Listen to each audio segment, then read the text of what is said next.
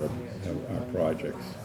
They're, they're worth. This meeting is being recorded. All right, I'd like to call the Lunenburg Finance Committee meeting to order. In accordance with the requirements of the open meeting law, please be advised that this meeting is being recorded and broadcast over Lunenburg Public Access Channel on Facebook Live and is also on Zoom. Please also be advised that there is a revised agenda on the lunenburgma.gov website. So if you had already downloaded the agenda and were looking to get into Zoom or to call in, there is a revised agenda with a new Zoom link that we had to add. With that, let's stand for the Pledge of Allegiance. I pledge allegiance to the flag of the United States of America and to the republic for which it stands, one nation, under God, indivisible, with liberty and justice for all.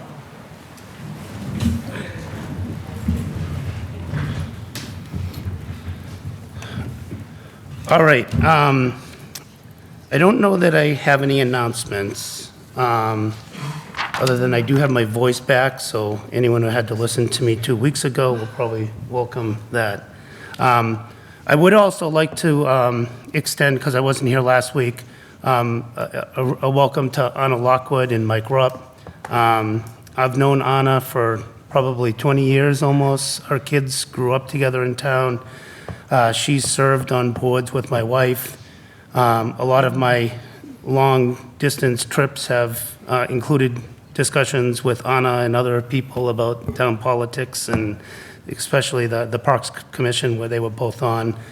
She's got a lot of experience in town, so I really welcome that experience to the board.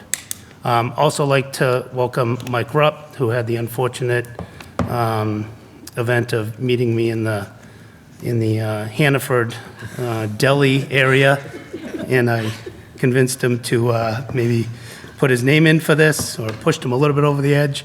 I've actually known Mike for almost 30 years. Imagine that, Mike. We actually went to college together.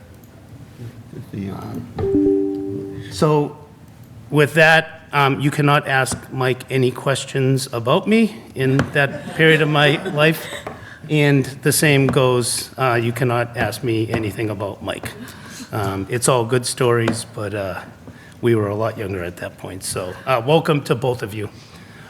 We are in budget season. We kind of kicked it off before Anna and Mike joined, and then last week, I wasn't here. I just kind of wanted to give maybe a little speech on that, especially for the newer members. The way that budget season typically works is we have a kickoff with the preliminary budget. With the transition of things, we will do that at the next meeting. In the meantime, what we tend to hear is the department briefings, the school department and all the municipal departments. And this serves two purposes, really. This is, one, an opportunity for them to highlight their services that they bring to the town, and get out what their plans are to increase services or keep them the same, where they're struggling, and where they're doing well to serve our town. I think we're blessed with a lot of good departments and a lot of services in town. For our part, it's an opportunity to ask questions about the services, about the budget implications of that. In order to keep things moving, one thing, direct questions are okay, and I hope all the department heads understand that we may just ask it directly, because we are, in a shortened time frame. We don't want to be here till after midnight, although we did do that one time last year, I think. Look for budget-related opportunities and risks. We're a board. We bring a fresh perspective to things that maybe they're dealing with day in and day out. We know that we're under some tight budget constraints, so if there's, maybe we can bring ideas to help them. Maybe they can bring ideas to us also to help. Ask questions that the public might want asked. We're here to represent the public. Ultimately, we vote on articles for recommendations and write a report for town meeting. We are the only legislative body committee So we represent town meeting, basically. We are the legislative. All the other boards and commissions are on the executive side of it. So we get to kind of, I kind of said oversee, but really we get to hear budgets from both the school and municipal. So we're a little unique in that side of things. The schools is governed by the superintendent and the school board. Municipal side is through the select board and the town manager. And we welcome public participation. So if there's questions after the department hearings or at any point when there's town manager presentations, we welcome the public, whether it's via Zoom or in the audience, to ask the questions and be part of it. So I did just kind of want to get that out as we kind of kick this off, and we have a couple new members. With that, is there any public comment from the public? And I will monitor Zoom here. I don't see any on Zoom. Is there any public comment from the committee? All right, next on the agenda would be town manager and finance director reports. I don't know if you have anything to, no? Okay, nothing there. All right, so we'll get into scheduled meetings. So tonight we have police department, fire department, and land use department. The land use department was part of the revised agenda. We also had them under old business, so I don't think we run risk of any open meeting law violations, but we did add them onto the agenda. So if we can start with Chief Thibodeau on the police budget, and I will pull that up. Good evening. Thank you, committee. Acting Chief Jeffrey Thibodeau for the Lunenburg Police Department. Have our slide up, Chris? Or? Yeah, let me, Zoom.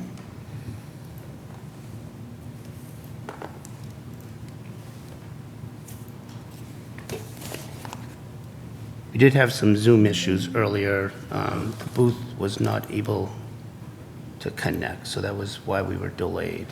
So we collectively apologize. There it is. Oh, you have it on your side too? Okay. Yeah, you'll see him up there. Okay. Let me stop sharing then. All right, go ahead. All right.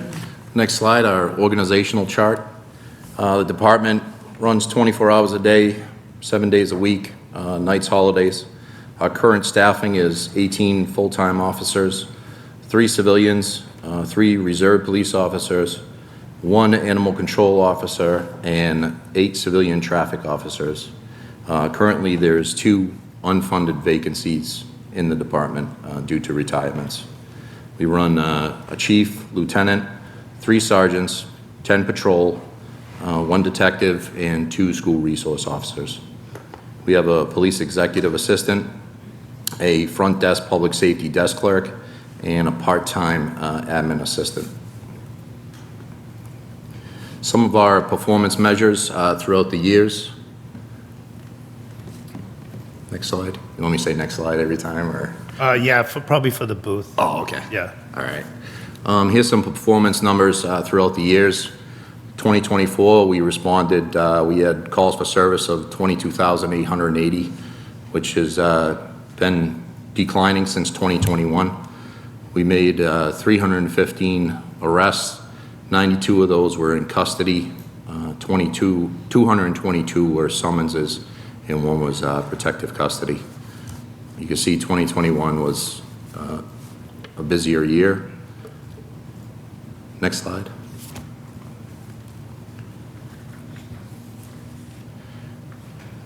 Our motor vehicle accidents actually went up last year from 2023 to 289. 72 of those had injury, 190 of them without injury, 27 of them were hit and runs.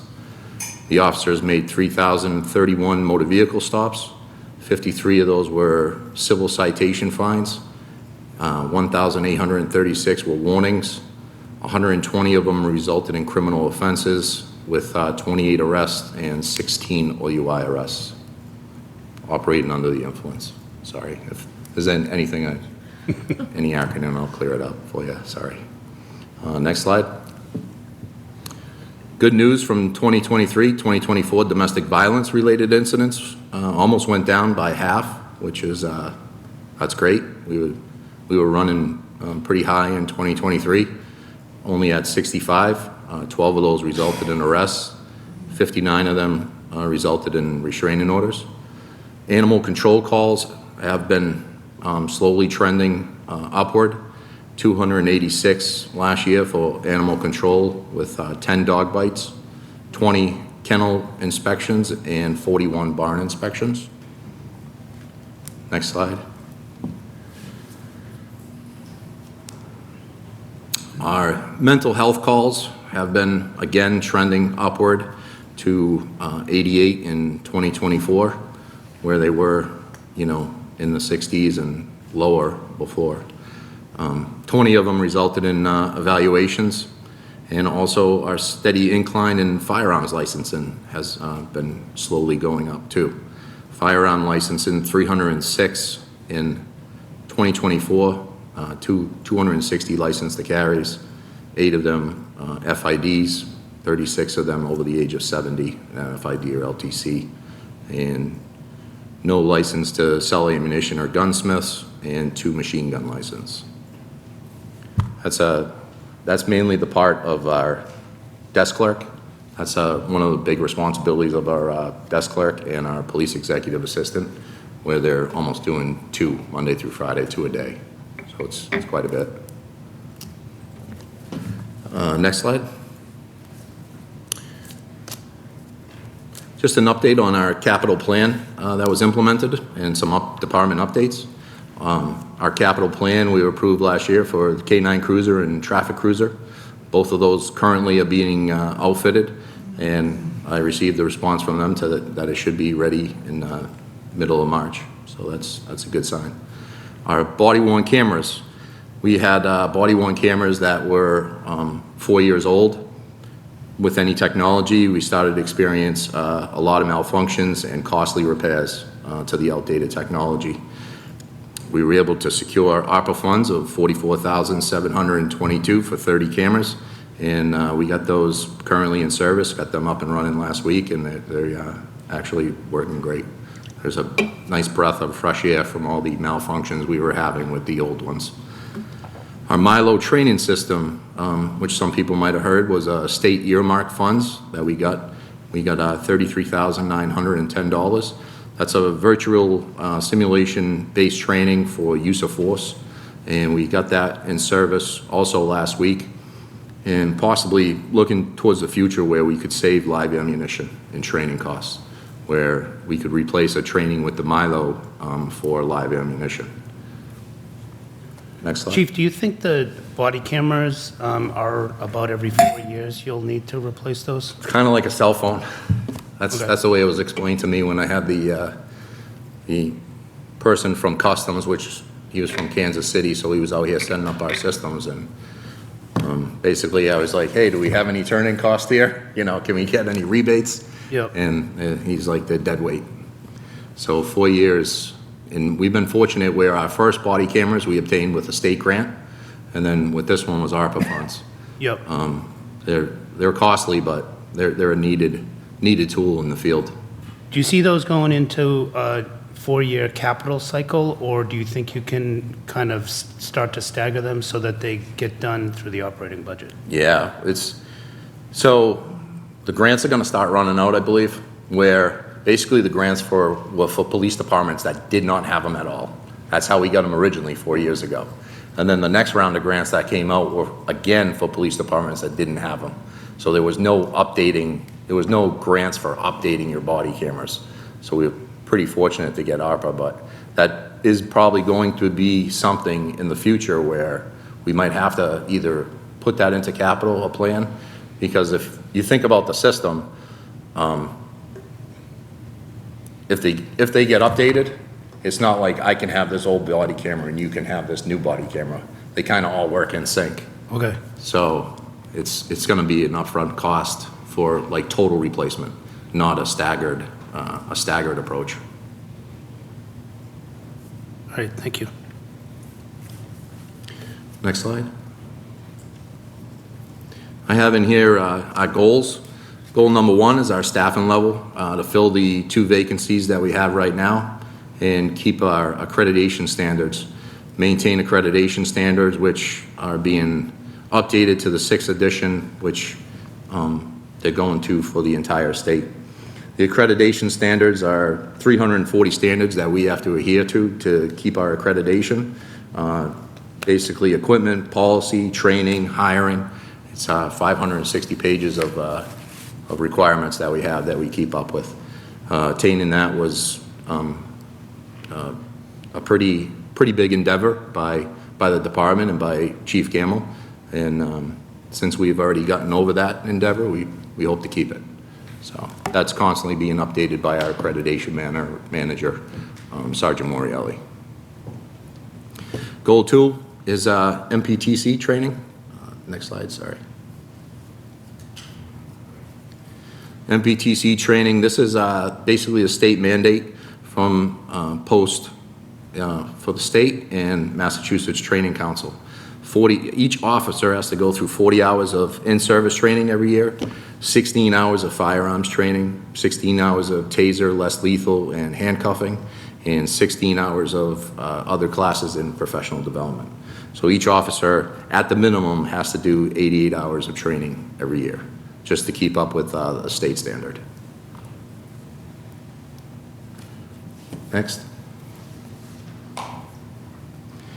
Goal 3, our community policing. Lunenburg Police Department is ingrained in the community and community policing. If you've seen us at any of our events, you know, Trunk or Treat, Boys and Girls Club, Rad Kids at the high school, all the high school events, you know, we continue to, you know, support that with our officers.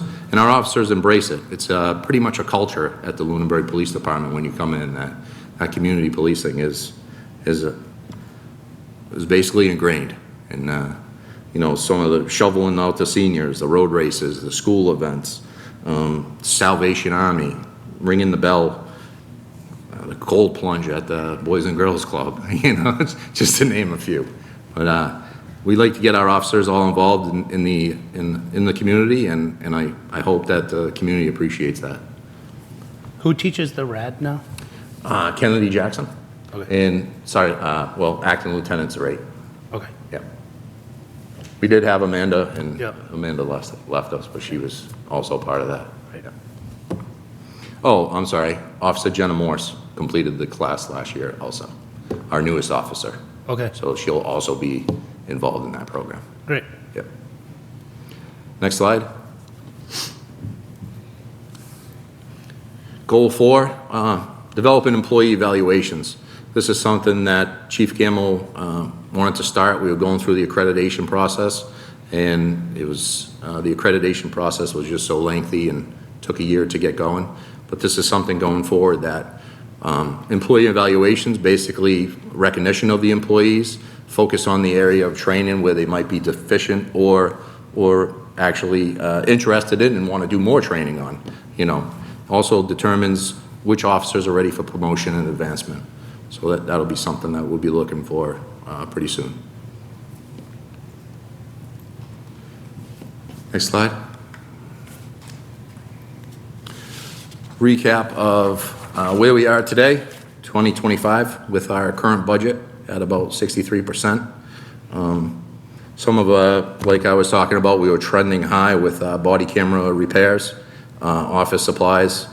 I think everybody's felt basically the inflation prices. Well, we're no different. When we order from WB Mason, our price goes up just like everybody else. So that's some of the stuff. Some of the stuff where also lockup, we're trending a little high, which has to do with prisoners. Female prisoners can't be housed at Worcester County Sheriff's Department, which has their own lockup. They call it safe keep, which if you've seen our budgets in the past, going back 5-6 years when they didn't have this safe keep, our lockup budget was enormous. And so, you know, the Sheriff's Department has really helped out local cities and towns with that. And we've been able to trend that budget downward to where it was six figures to where now we're at 20,000 for supplies and lockup. Next slide.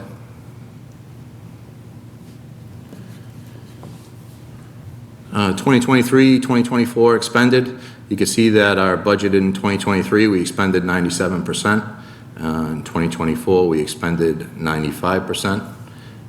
If you go to the next slide, it shows you that some of the surpluses that we had in the 2024 was a patrol officer had left to join the state police, so that salary was left over. Our police executive assistant, Amanda Moore, left, and we hired Kennedy Jackson at a lower rate. For some time, our desk position, Evelyn, was vacant. We were able to fill that with her, and our lockup, the availability of, again, the Worcester County Sheriff's Safekeep, along with, we had minimal equipment issues. The cars weren't breaking. Next slide. Brings us in FY '26, the budget. You can see 80% is personnel, 2% we have for vehicle maintenance, 8% is our regional dispatch center, which is Neshoba Valley. 4% is Radio Watch, which is our front desk. It's labeled Radio Watch from way before, but when you see Radio Watch, it's our front desk. That's keeping the door open, people able to walk in the front lobby. 1% is our lockup, 2% is animal control, 1% is our other expenses, 1% supplies, and 1% of purchase of services. Next slide. Next slide's explaining our personnel budget. Salaries makes up 50% of our personnel budget. Incentives, which is 9%, overtime is 10%, and training is 3%. When was or is the union negotiations contract? This year. So the contract is up this year. This year? Yeah. Okay. So negotiations are about to start, so we don't have any of those figures right now. Okay. Yeah. Next slide. This is a salary breakdown. As you can see, as Chris pointed out, we're in a contract year, so we don't have set rates for 2025, July 1st, so you're going to see all zeros. The only one would be the step increase, which is by the CBA, and then the SAP increase for our part-time admin assistant. You can see the public safety coordinator went down with the hiring of a new person than from a senior person. Is chief a contracted position or a? Yes, it is. Okay, so that's, okay. All are still in limbo. Yeah. Next slide.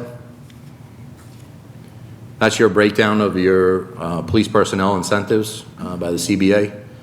Basically 9%. You have your stipends, longevity, uniform allowance, education incentive, SRO stipend, traffic stipend, K-9 stipend. The K-9 stipend is an increase that is the increase that I'm asking for next year for the Comfort Dog Hank. If you go to the next slide, I have the whole slide explaining everything. By the Fair Labor Standards Act and CBA guidelines, 1 hour of overtime is paid per day for care, training, and maintaining the K-9. Right now, K-9 Cody, which is our patrol K-9, gets that incentive. For the past 6 years, Officer McNamara, Brad McNamara, has volunteered Hank to the town and to the schools. He has not received any K-9 care for those 6 years, and I believe it's only fair that Officer McNamara starts receiving that same K-9 care that is afforded to the patrol dogs. Also, for the future of the Comfort Dog program, which I think is so ingrained in Lunenburg and in Lunenburg schools, I feel that it's only fair that Comfort Dog handler receives the same K-9 care that the other K-9 officers receive. As you can see, there's K9 Cody and Comfort Dog Hank. Overtime makes up that 10%. There's a breakdown of the overtime. Went down by 1.2%. Basically, newer officers make less than senior officers. So with the newer officers, your holiday pay, your overtime are all decreasing because their rates are lower than the senior officers. Court time, it's a level funded, and investigative field services level funded. Next slide. Training budget is 3%, or basically all level there for FY26, and same as FY25. Next slide. Purchase of services, again, same as FY25, all level funded, except for, you'll see, the motorcycle lease. The motorcycle that we have, the lease in previous years was $5,000, and Harley Davidson this year increased the lease to $6,500. Now, for the increase, it now covers your oil changes, your maintenance, and all your basically scheduled warranty maintenance for the motorcycle. So what was happening is that police departments with their motorcycles were turning in these motorcycles to Harley Davidson after their lease was up, and they were getting a bill. They were basically getting the bills. Harley was saying, well, you missed the 3,000 mile oil change, you missed the 5,000 mile oil change. Oh, well, my town mechanic did it. No, that don't count. You're supposed to bring it to Harley. So they were seeing that basically police departments around the state were getting a little mad that all of a sudden they're ending up with a $2,000 bill when they're turning the motorcycle in. So instead, Harley did it this way so that basically there's no ifs, ands, or buts about it. It's all covered in your initial cost. Next slide. Police supplies. Dues and memberships, the only thing that went up by $315. Everything else is level funded from FY25. Next slide, office expenses. One K9 expense is for the K9 insurance for K9 Cody. It's $987 a year for insurance on the animal, which we experienced in the past with the previous patrol K9 Jerry, that vet bills get expensive. And it's more cost efficient to just get insurance, pay the upfront cost of insurance instead of, incidentally getting that vet bill for $2,000, $3,000, or whatever it may be. Next slide. Animal control. Animal control is 2% of the budget. That's level funded since from 2025. All those numbers haven't changed. We're going to keep them the same. Next slide is our lockup, which is 1%. Again, level funded it from FY25 at $20,600. If you look, prisoner watch salaries, that's for somebody to transport the person to the sheriff's office, or if we do have a female prisoner, that's to watch the prisoner. Purchase of services is their meals. Supplies is your blankets, your pillows, dry cleaning for those supplies, disinfectant, gloves, everything to run the lockup. Next slide is Neshoba Valley Regional Dispatch Center. Their assessment for the town for our 911 is right now $216,000. I believe that could be going down in the near future with some allocations of other towns that could happen. But that's across the board. All towns are feeling that increase. That's not just Lunenburg. So every town that's in our 911 system, which is our police, fire, EMS dispatch center, right now that's the number, which it could change. Next slide, the vehicle maintenance makes up 2%, and level funded that from FY25. The positive thing there, if you'll see, is our fuel budget. Our fuel budget is gonna stay the same because we have these hybrid cruisers and we're not seeing the consumption of fuel that we were seeing with the Tahoes. So that's positive. Next slide. It's just a general overview of 2026 targeted budget. You can see that the increase without Neshoba for the police budget is $15,000. If you include Neshoba, that brings you up to $30,000, and pretty much a 1.2 increase. But those numbers for Neshoba actually could be changing, so. Next slide. Some department highlights that we have here. You had Chief Gamble retired. I took over as acting chief in October. I put acting chief Sean Zarate in the acting lieutenant's role. We hired Evelyn Rowe for our front desk, some of the community events that we've been involved in. And ringing the bell at the Salvation Army, me and Chief Sullivan, I think we were freezing by the end. That was a cold day. But it was a fun day. And we were told that that was like the biggest take for Salvation Army, and I'm going to stick with that. Yeah. They couldn't believe how full we got the money. I don't know if they were just scared that they had to give us the money or what, but we had a great turnout. Next slide. And then just any questions right now? One question before I turn to this. Staffing plan, where are we on your overall plan for staffing? Are you talking about the old 10-year Yeah. 10-year hiring plan? Yeah. Yeah, which we've put off for the last 2 years. Yeah. We've just been basically having vacancies, officers leaving for the state police, leaving for other departments. And we're just in this constant cycle. Right now, we have 2 vacancies. We just hired an officer came here from Hubbardston PD, worked there for 10 years. Moved to the town of Lunenburg, luckily moved to the town of Lunenburg, so he went to work in the town of Lunenburg. Now, that's an officer with 10 years experience, has a master's degree, and it took us 3 months to get him finally on the road Monday.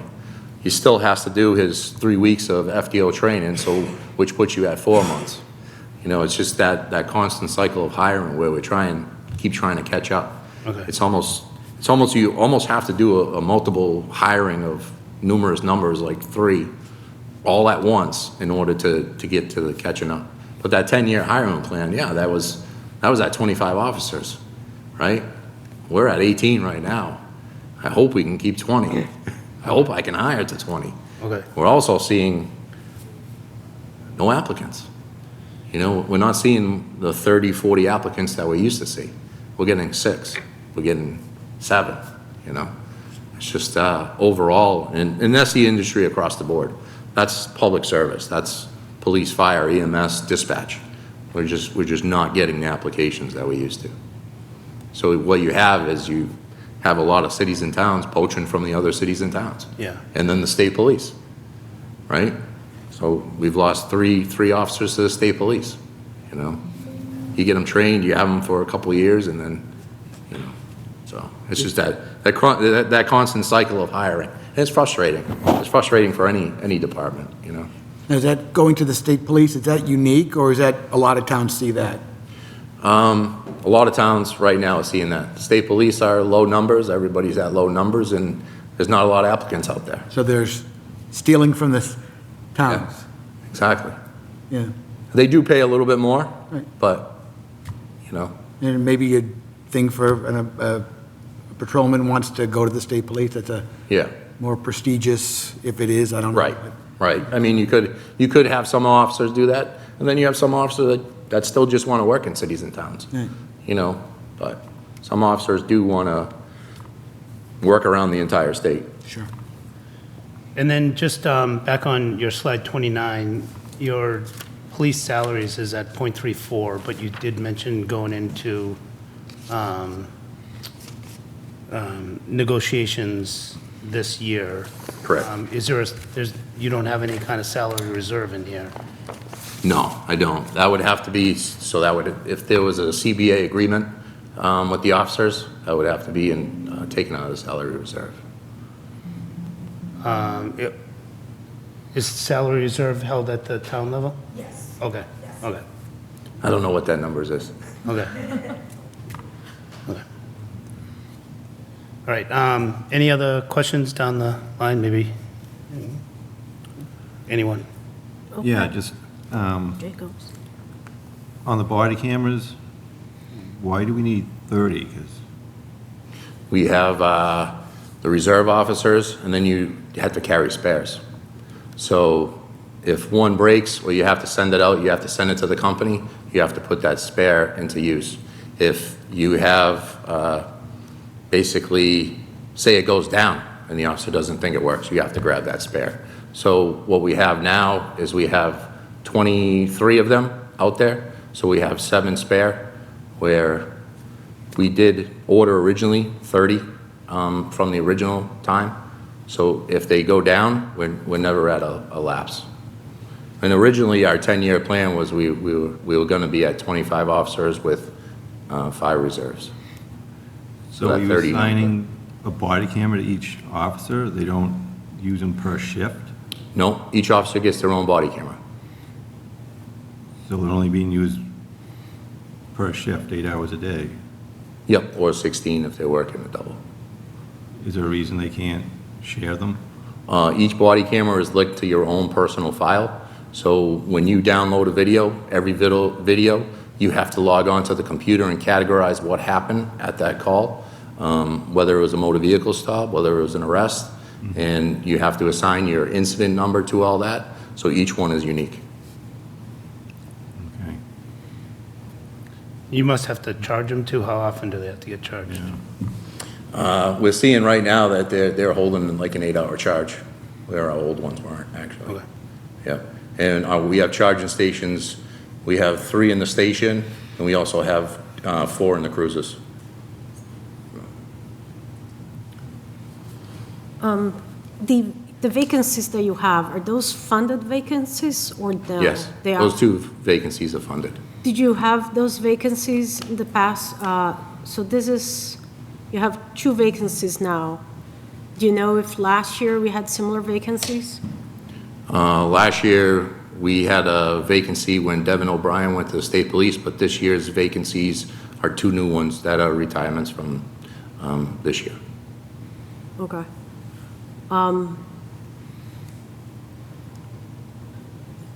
How many total full-time employees you have FTEs? Do you know? Full-time employees, Yeah, if you were, you have 18 officers. You have your executive assistant, the clerk, and the part-time. So 21. so total of 21? And then the ACO is part-time. The ACO is part-time? Yeah. Okay.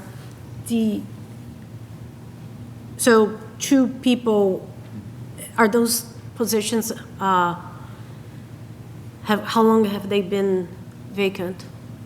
Chief Gamble retired in October, and right now, I'm just acting, so that can't be filled until we find a permanent chief, whether or not it goes outside or stays with me. Because if it goes outside, then it's basically filled by that position. The other one was a sergeant that retired, and that one was vacant as of January 31st. Okay. All right. This is more of curiosity. The license to carry, are those something you renew every year, No, it's every 5 years. every 5 years? So it could go in, your fluctuation in the numbers basically is depending on when the person has a renewal time. Okay. So looking at your slide, which it has 4 years, I think 3 or 4 years. Okay. I was curious about that. The training costs that you have in the budget, is that representative for all of the 18 officers? The Yes, 88 and hours? the 3 reserves also have to be trained, so that's 21 officers. All right. The regional dispatch, how is that managed? And I'm fairly comfortable with town operations. How is that managed? I know The- it's independent, but Yeah, who they're- makes the decision to hire to give raises? If you could give me an insight on that, those operations. They also operate on a CBA with their employees. They're their independent, basically, of the town of Lunenburg. They're their own dispatch center. They have their own executive that manages that place and their employees, I guess. Who hires that executive? Who hires? Right. The town administrators, I believe was. So when that position is empty, the town administrators, and the regional dispatch, that executive then reports to the town administrators in terms of? Yeah, they report to three boards, the executive board, the operational board, and the finance board. And each city and town has their department heads on it. Okay, so all these boards that you mentioned are current town employees? They're a part of that board? Meaning? Sure. Thank you. So, the Can you do the Yes, microphone? Yes, absolutely, thank you. So the executive board is made up of town administrators and town managers from the member communities of the district. The operations board is made up of police and fire chiefs from the district, and the finance board has finance officials from the communities. So the way that the structure is with the agreement is we have equal voting rights amongst the towns. That's not always the way it is with regional dispatch, but we select the executive director, and then it is the executive director's task to hire the personnel. Okay. How many towns are in it? Well, we have one that may be joining. So Hudson may be joining. That's the newest town. I'm going to go up, Berlin, Harvard, Lancaster, Lunenburg, Bolton, Boxborough. and Boxborough. Berlin and Boxborough. Yeah. Lancaster, weren't they leaving? No. The only one that left was Townsend. Oh, okay, okay. And there is talk of potential future growth, but right now it's at least just Hudson. Okay, all right. It is, if I could just remark, regional dispatch centers tend to save an incredible amount of money. We could not operate at the same cost that we are putting in to run our own dispatch 24/7. And the state actively incentivizes communities to join regional dispatch through their grant program. While you're up, one question for you maybe. When is the plan to have the chief role to hire the full-time chief? So actually tomorrow, the screening committee is meeting for the first time. So candidates will be notified of their internal first screening interview will be in the next 2 weeks. Okay. And then we plan to have it filled in April. So public announcement in April. Okay, thank you. We probably should get you a microphone, too, so you don't have to...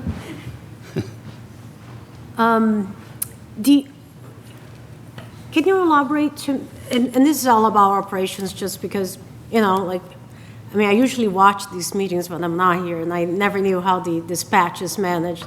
But can you elaborate for the community, how is overtime usually triggered and managed? The overtime with the police department is when somebody takes the day off, whether their vacation, personal, sick, or holiday time is used, it will be backfilled with another officer. We will not go under 2 officers per shift, and we currently like to run 3 officers per shift. 3 officers is a good number for us that we've seen in the past with either arrests or any incidents that happen. If there's any major incidents going on, snowstorms or certain events like that, we'll post more officers on shift. Okay. So the overtime is really triggered by mostly backfilling or some situation that requires Correct. more? Okay. Now, looking at the trends, and I'm a little bit tidying up with that old staffing plan that we have had, looking at the statistics that you've given us from the past 3-4 years, you mentioned we were supposed to be at 25 officers with 5 reserve based on that staffing plan. and looking that calls have been steady or slowing down, would you say that that staffing plan is something that the town needs? Or is that something that, at the time made sense because our numbers might have been going up? Right. And that plan probably was close to 10 years ago. Right. Is it a time to maybe reevaluate and come up with a, now staffing plan based on our current needs? Yeah, What are absolutely. your thoughts? That's one of the reasons why is I just put in there to fill our vacancies and not pursue that 10-year plan. Okay. The 10-year plan has been, I think it was 2 years ago, well, pretty much right around COVID, I think is what happened. But, so we would have been at the 22, 23 officer mark right now if we followed that 10-year plan. And I basically didn't see a need to put that in there right now. We are trending down. Since COVID, we have been trended downward. Before those numbers, if I put those numbers in before COVID, they would the arrest would be in the 600-700 range. Where now we're teetering in the 400 to 300 range. Right. So that was the 10-year plan was in place when we had 600 to 700 arrests a year. Our lockout budget with the sheriff safekeep wasn't in place yet. Our lockout budget was around $100,000. Right. So yeah, we constantly evaluate every year, and where we can make cuts, we make cuts. Yeah, and then I'm not necessarily thinking of cuts. I'm just thinking, to have a plan that we don't think is the most ideal, optimal plan going forward. I don't think we should, if that's the position that I think, and I think that should be, to come from the police, from you guys, along with the town manager, to say, we need to set that plan aside because it no longer applies. The reality to when we design that plan no longer applies. We're seeing our numbers going down. So that, because otherwise it looks like, we are being deficient to what we are offering to your department, when in fact, what you're telling us today is we're not being deficient, is we are, there's always would have been great to have the other two officers. So that's the conversation that I think Right. would be good to have it. Oh, yeah, I completely agree. I mean, we have a new town manager, Yeah. and, we trended down since COVID, which means technically crime's going down in Lunenburg, which is a good thing. It's a great thing. So, yeah, the assessment by either myself or whoever the new police chief is with the new town manager can assess that staffing level, and it's definitely something that will be looked at. Okay. My last question is, the contract negotiations will happen now in the spring, and the goal is to go into effect for July 1st for 2026? Okay. That's always the goal with union negotiations, but anybody who's been involved in union negotiations knows that sometimes they can extend longer, or they can be quick, or they can go years, Well, just got to make sure that salary reserve is well funded. I don't know what that number is. All right. Thank you very much. Thank you. Any other questions for anyone? I just had a quick one. You mentioned accreditation, for Yes. this budget encompasses everything that would maintain that status, I assume. Yes. Okay, that's it.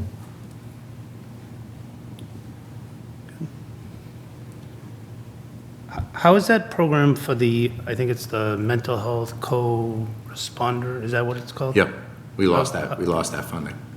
That was pulled back by the state. Oh, So, it was? Yeah, it wasn't filled. Every city and town that didn't have a mental health clinician hired by, it was right around September, October, the governor pulled the funds back. So we lost the grant funding. Any grant that was not used at the time, the governor, or the state, not so much the governor, but the state took the money back. Okay. We were advertising at a lower rate through Open Sky. A lower rate, I mean a mental health clinician has to go through a ton of schooling, and it was across the board where, they're getting paid $65,000 when, they have student loans that probably exceed that for the degrees that they had to obtain to get to that level. And it just wasn't up to basically the standards of that field. So, yeah, across the board, a lot of cities and towns lost that grant. For those that did fill that position and are using that, have they found that to be valuable? Yeah, I mean, it's very valuable. Myself and Officer McNamara went to a training down at Framingham Police. Framingham Police were one of the first police departments to basically put that mental health clinician in the field with the officers. And even they had 2 openings. You know, it was basically what we encountered there with that training, and every department that was there was, we can't find mental health clinicians. Not for the price that we're offering, which not sure if we'd even be able to go higher based on what our money was for the grant. And the other thing is, it's a calling. Mental health clinician that works in a police department is basically a calling, a public service. You know, police, fire, EMS, military, it's all a calling. You're not there to get rich. You're doing it for public service. And you need the mental health clinician that basically would take a salary of $65,000 instead of $120,000.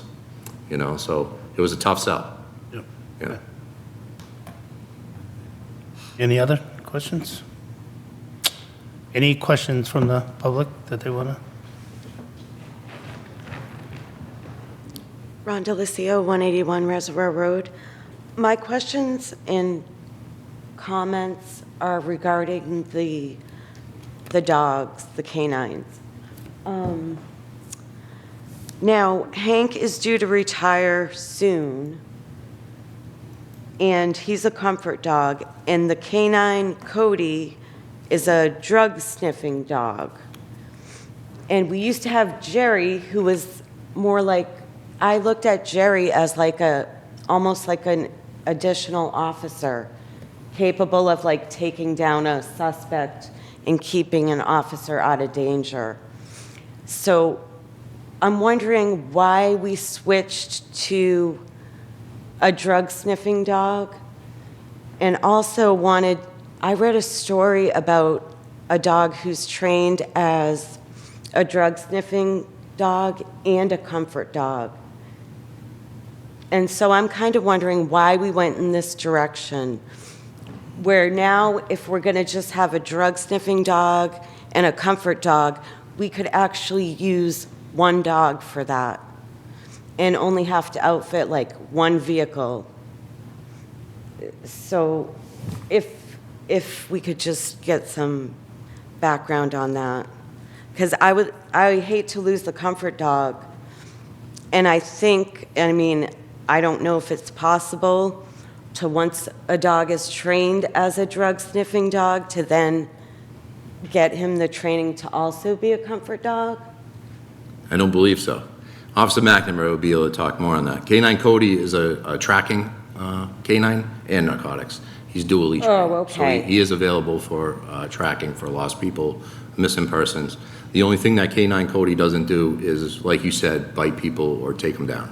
At the end of the track, he's not there to basically use force on the individual.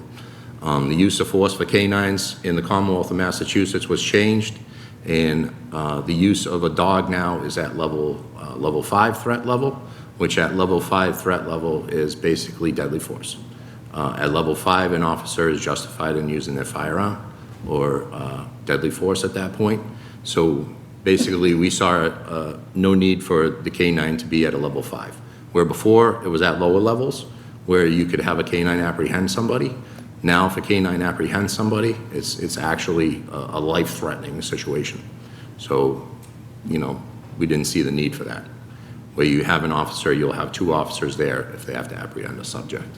The comfort dog training and the canine patrol training, totally different trainings that they have to go to. Canine Cody has to constantly train weekly and have so many hours to stay certified. And the comfort dog, I'm not familiar with the training, but Officer McNamara, again, trains. Well, what I'm saying is I read an article about a dog who was trained as both a comfort dog and like the sniffing kind of dog. So it's not like an impossible thing, I suppose, if you have the right handler and the right training for both the handler and the canine. So it was just, my thought is, having a multi-purpose dog rather than multiple dogs and outfitting multiple vehicles. Just a thought. Thank you. Thank you.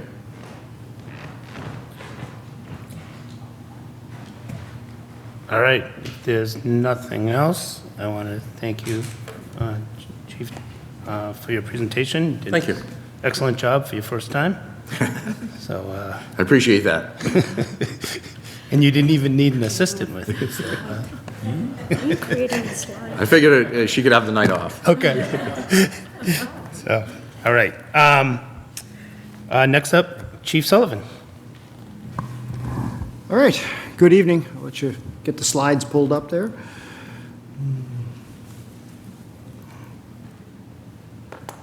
And while I get started, some of you have heard my initial presentation before, the newer folks. The fire department is an all hazards response agency. Basically, if it doesn't involve, it's an emergency and it doesn't involve law enforcement, we're probably involved in some way, shape, or form. You can go to the next slide.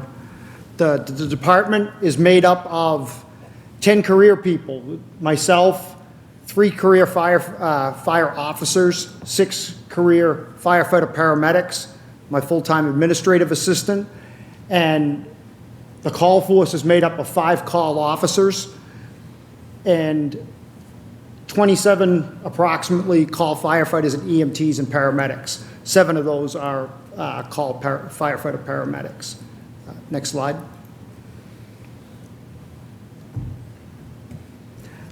We're staffed 24/7. The career firefighters work 3 shifts of 3, Monday through Saturday. Sunday is covered by 3 of our call people, our per diem people. Again, all firefighter EMTs, any of those shifts always have at least 1 firefighter paramedic on duty at all times. In addition, the call force supplements them. Again, there's only 3 people.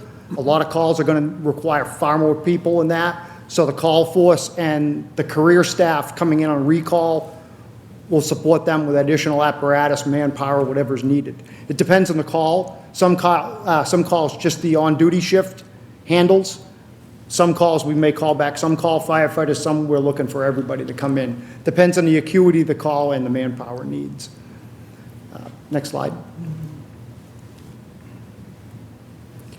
We operate 3 engines or pumpers, one of which doubles as our heavy rescue unit, 1 ladder truck, 2 forestry or brush fire trucks, 2 ambulances that are equipped to the paramedic level, 1 water rescue unit, and 3 support units. Chief's vehicle, duty officer vehicle, pickup truck. Next slide. As I've said, if it's not basically law enforcement, we're involved in it. We handle fire suppression, EMS, which is a big part of our job now, technical rescue and hazardous materials response, at least initially, heavily involved in public education, public service and support. Training is obviously a big part of our job. We'll talk about that in a little bit, and then obviously the administration and support end of it. Next slide. For call volume in 2024, we had a total of 2,083 calls. Of that, 1,670 or 669 were emergency calls or calls for service from the public. Again, fires and hazardous conditions can be fires, they can be fuel spills, oil spills, gas leaks, carbon monoxide incidents, electrical fires, things like that. Alarms may be smoke detectors, fire alarms, carbon monoxide alarms, something that ended up not being an actual incident or an actual fire or emergency, but we get the call. Service and good intent may be we're coming out, we may come out, pump somebody's cellar, checking a problem with something, questionable like a hazardous condition, something like that. Good intent calls mean somebody called us, they thought there was a fire. It ended up being somebody saw somebody's campfire and thought the house was on fire, or they thought they saw smoke, but it was steam. It was something that somebody called us, they thought there was an emergency, and it ended up not being. Again, EMS and rescue, that's the main part of our work. 1,193 runs in that for medical care. About 72% of those resulted in a transport to the hospital. A lot of the other ones may be coming to help pick somebody up because they fell, responding to a lifeline alarm, or doing a wellness check on somebody. We respond often with the police department. If somebody can't get a hold of someone, or they're not sure if they need medical attention or not, so we respond out on that. Inspections, we have 2 inspectors certified through the state. They conduct smoke detectors, oil burner inspections, fuel tank inspections, LP gas. Every year, in conjunction with the building inspector, we have to conduct inspections for life safety of any buildings that have liquor licenses. Those get done every year, plus additional in-service inspections, things like that. Call volume is basically the same as 2023. We didn't really see a significant change either in EMS or in the total number of runs.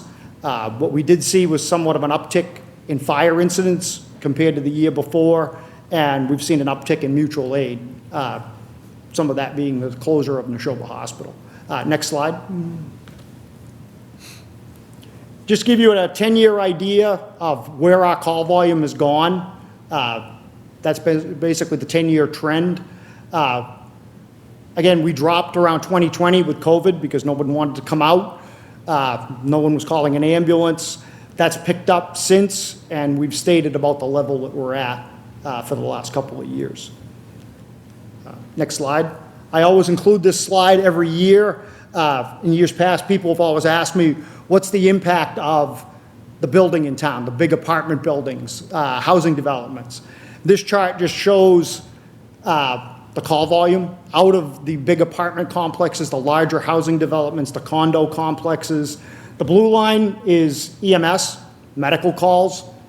And again, as you see, that's trended, overall trended up significantly, and it's stayed that way. We see a lot of activity out of those units. Next slide. So just an update on the FY25 budget. Currently, salaries are generally on target. In calendar 2024, we spent an additional $23,000 on covering open per diem shifts that I'll talk about further down the line. That is split between 2 fiscal years, but it has had an impact. Expense is generally on target for this time of year, other than our EMS expense that is continuing to run over. Since April of last year, we have been running 24/7 paramedic. We always have a paramedic on duty. The prior year, we were paramedic part of the time as we got people up to speed, working, so we're taking on more expense. We haven't exactly had a long track record of years to base what our expense is going to be. The original numbers were based from several years ago, before prices went insane on a lot of things. So we're still trying to work on that, figuring out exactly where we need and trying to get some controls on what we need, what we don't need.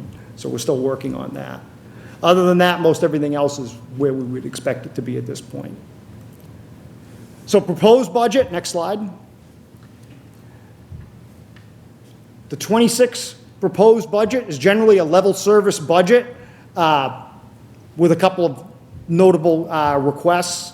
It contains contractual increases out of the collective bargaining agreement. I do have a proposal with the town manager that I'll discuss a little bit here to hire 3 more firefighters and add a 4th shift to cover 7 days a week. Talk about that in a little bit. We still maintain 100% paramedic coverage, which we're required to by state law as well. I did have some, again, budgeting was a little different than in past years when the town manager used to provide a target budget and an above target, so I still kind of use the language of beyond what our numbers were last year. I've put in for some, again, a request for an increase in EMS supplies to cover that, some our IT software needs, and radio maintenance, which I'll talk about a little further on too. Next slide. Just a quick rundown on our salaries, on where they were over the last few years, salaries and career overtime and the call firefighter salary. Again, the 26 proposed for the career firefighter salary shows the contractual increase. The overtime shows as the contractual increase is 2.5%. I've submitted in for a 2.5% increase in the overtime line. Call firefighter salary is pretty static right now. Traditionally, the last couple of years, we've run over on overtime, which is made up out of the call firefighter salary, which usually runs under. Call firefighter salary can fluctuate significantly depending on what we have for a call volume. As an example, FY '24, we were busy. We did not have a lot of major incidents. It required a lot of people for a lot of hours. So that did not get used up as much as it has in years past. This year, after most everybody probably saw the news and the brush season we had in the fall, and we've been in a busy fire season, both in town and out of town. I don't think you're going to see that this year. We're probably more on what's been traditionally an active year on the fire side, and the brush season was definitely unique. Next slide. Again, like I said, the salary increase is contractual. I had also put in increases for the overtime and holiday pay to match the contractual increases in the base rates. Again, I know the question was asked earlier on the police overtime. Our overtime is earned time off, sick time, and callback. So within reason, most of that's targetable. The variables for us, sick time really isn't a big deal. We probably use on an average, less than 1 day per person in the department. They do get comp time for stuff, which really is a wash, because if we're covering it, we could be covering it with overtime, we could be covering it with a per diem, which is a less rate. When we do overtime, it goes for the career staff, it goes to the career staff first. If none of them want to work it, it can go to the per diem people, and they can fill it, which is a little bit less of a rate. Opposite end on the per diem shift, goes to the per diems first. If none of them want to work it, it's offered to the career people. And if we need to maintain a minimum staffing, career people get forced in at overtime, which I will talk about later on too. Next slide. Just an update on the paramedic program that we've been working on for the last several years. As of April 1st last year, we have a paramedic on duty 24/7. We have 6 career firefighter paramedics and 7 call per diem firefighter paramedics. The primary ambulance is staffed 24/7 at the paramedic level. The backup ambulance is staffed depending on what we get for callback. We have 3 people on duty, so the first ambulance has to be staffed by law with 2. Leaves 1 person back depending on what we get for callback. We can staff it, but it may be at a basic level, an advanced level, or paramedic level. We did increase our ambulance rates back in September to offset some of our costs. We had not gone up in rates in several years on that. The downside to that is Lunenburg is an older community. About 64 to 65% of our calls fall under Medicare, Medicaid, Mass Health, which means we have to accept what they pay regardless of what we bill. So the increase in the ambulance rates is really offset by that. We don't see we're not raking in a ton of money. And again, operating as a municipal service, we're trying to offset our costs. We're not trying to make a profit. We're not a private ambulance and that, trying to turn a profit on this. Next slide. So as I mentioned, one of the things I've brought up, this has been a discussion with the union. I've had this discussion and I believe in it as well, is adding a 4th shift to the department. As I said, we have 3 shifts of 3 covering 6 days a week, and with the call and per diem covering Sundays. What we've been running into over the last few years is it's getting increasingly difficult to get people to cover the Sunday shifts. What's really difficult is the on-call paramedics. We only have 7. They all work somewhere else. Some people, sometimes it's a challenge on weekends. Sometimes they're working in their other departments. And to be honest, they can work for us for $30 an hour or work overtime in their own departments for $40, $50, $60 an hour. and that. So we have that challenge there and that. And it's been noticeable since we went to requiring a paramedic all the time and that. And that's been, we've been seeing it. It's been trending up a little bit. We've added per diems. We have chased down trying to attract more call firefighter paramedics. We've lost one. We've gained one. We will lose one again in the fall when he turns 65. And a lot of them that we reach out to, and that some people may be interested, when you tell them it's mostly Sundays, they go, oh, and I never hear from them again. And it's not just us. There are other places that are running into the same challenge. But again, if we don't have a paramedic on Sundays, we have to force a full-timer in, one of the 6 full-time paramedics. By contract, that's a double time. So again, in the last calendar year, that was an extra $23,000. And the bigger concern is burnout with our staff. Next slide.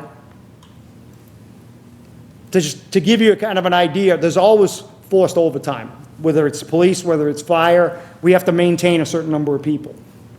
But in '24, 71% of all the shifts that had to be forced in were Sundays. And that. The proposal would take, they currently work a 48-hour week. That would change it to a 42-hour week and would add a 4th shift of 3 firefighters. And that. We've discussed, again, I'm in discussions with the town manager, fully aware of the budgetary challenges that the town is looking at. This is something we might be able to do over 1 to 3 years. When we talked about staffing plans, those of you that remember the fire plan, we had 5 people. Part of that plan was around FY20 was to go to this schedule. It didn't happen. At the time, the town manager, for reasons of hers, did not support it. So we've worked along this way for now. Now we're starting to run into it. Next slide. Again, not to give people sticker shock, the estimated cost if we did it all in 1 year was a little under $464,400. That includes cost of new staff, change in the amount of overtime that we would need, and 1 promotion for a shift commander on that shift. Each shift currently has an officer, a fire officer, either a captain or a lieutenant assigned to it. This shift would have that. As I've said, we have some other options. This could be done over up to 3 years, and that we've discussed it, we could make it work. The plan would be the per diem could be redistributed, covering and filling in more weekdays, with the potential of giving us a 4th person to staff the 2nd ambulance, guaranteed more time, and that, but that's down the road. Again, next slide. In summary, on the 4th shift, it would provide better coverage for the town. We would have career staff 7 days a week, not per diem. We're not worrying about a per diem not showing up, or per diem getting held over on his regular job at the last minute. These people get ordered in just like anybody else. We've run into that problem. We've lost people at the last minute because, hey, I can't come in because I can't leave my own job. That happens a lot. Like I said, they're all full-timers somewhere else. At least having career staff 7 days a week spreads that out. I know I've always got a full-timer. And like I said, the per diem could be reassigned to fill in and give us the potential with no real cost difference on the per diem end to be able to staff that 2nd ambulance a lot more of the time. What we're seeing with the closure of Neshoba Hospital, we're seeing a lot more transports to Leominster, which isn't a bad thing, except we're seeing our wait times are increasing at the hospital. They've increased on an average of about 7 minutes per run since September, which is, and that, I haven't checked it in the last couple months. I would not be surprised to see if that has trended up. We had an ambulance holding the wall there for over an hour the other day because they could not have a bed, or they did not have a bed or a place to put a person, which means we've got 1 ambulance left, and hopefully we have somebody back covering the station. What we're also seeing is an uptick in mutual aid. Our ambulance mutual aid overall was down a little bit from 2023, but what we noticed is right about July, the number of runs per month doubled, right about the time they announced that Neshoba was closing. What we're seeing is we're seeing longer runs to towns that we didn't go to all the time. because their ambulances are tied up because of the closure at Neshoba Hospital. The towns that were right near Neshoba, some of them might have had a 30-minute turnaround time. Now they're looking at an hour and a half, 2 hours, 2.5 hours going to further hospitals. Means they're not available, means they're calling other towns to cover their calls, which means we move out more that way. And some of those cases, that means now, if we're way out in Townsend somewhere, we may be transporting to southern New Hampshire and Nashua or St. Joe's. We could be going to Haywood. Leominster Hospital is overwhelmed. We may see more transports to UMass, to Worcester, to St. Vincent's, 2.5 hour turnaround time, instead of 45 minutes going to Leominster. These are some of the challenges that we run into.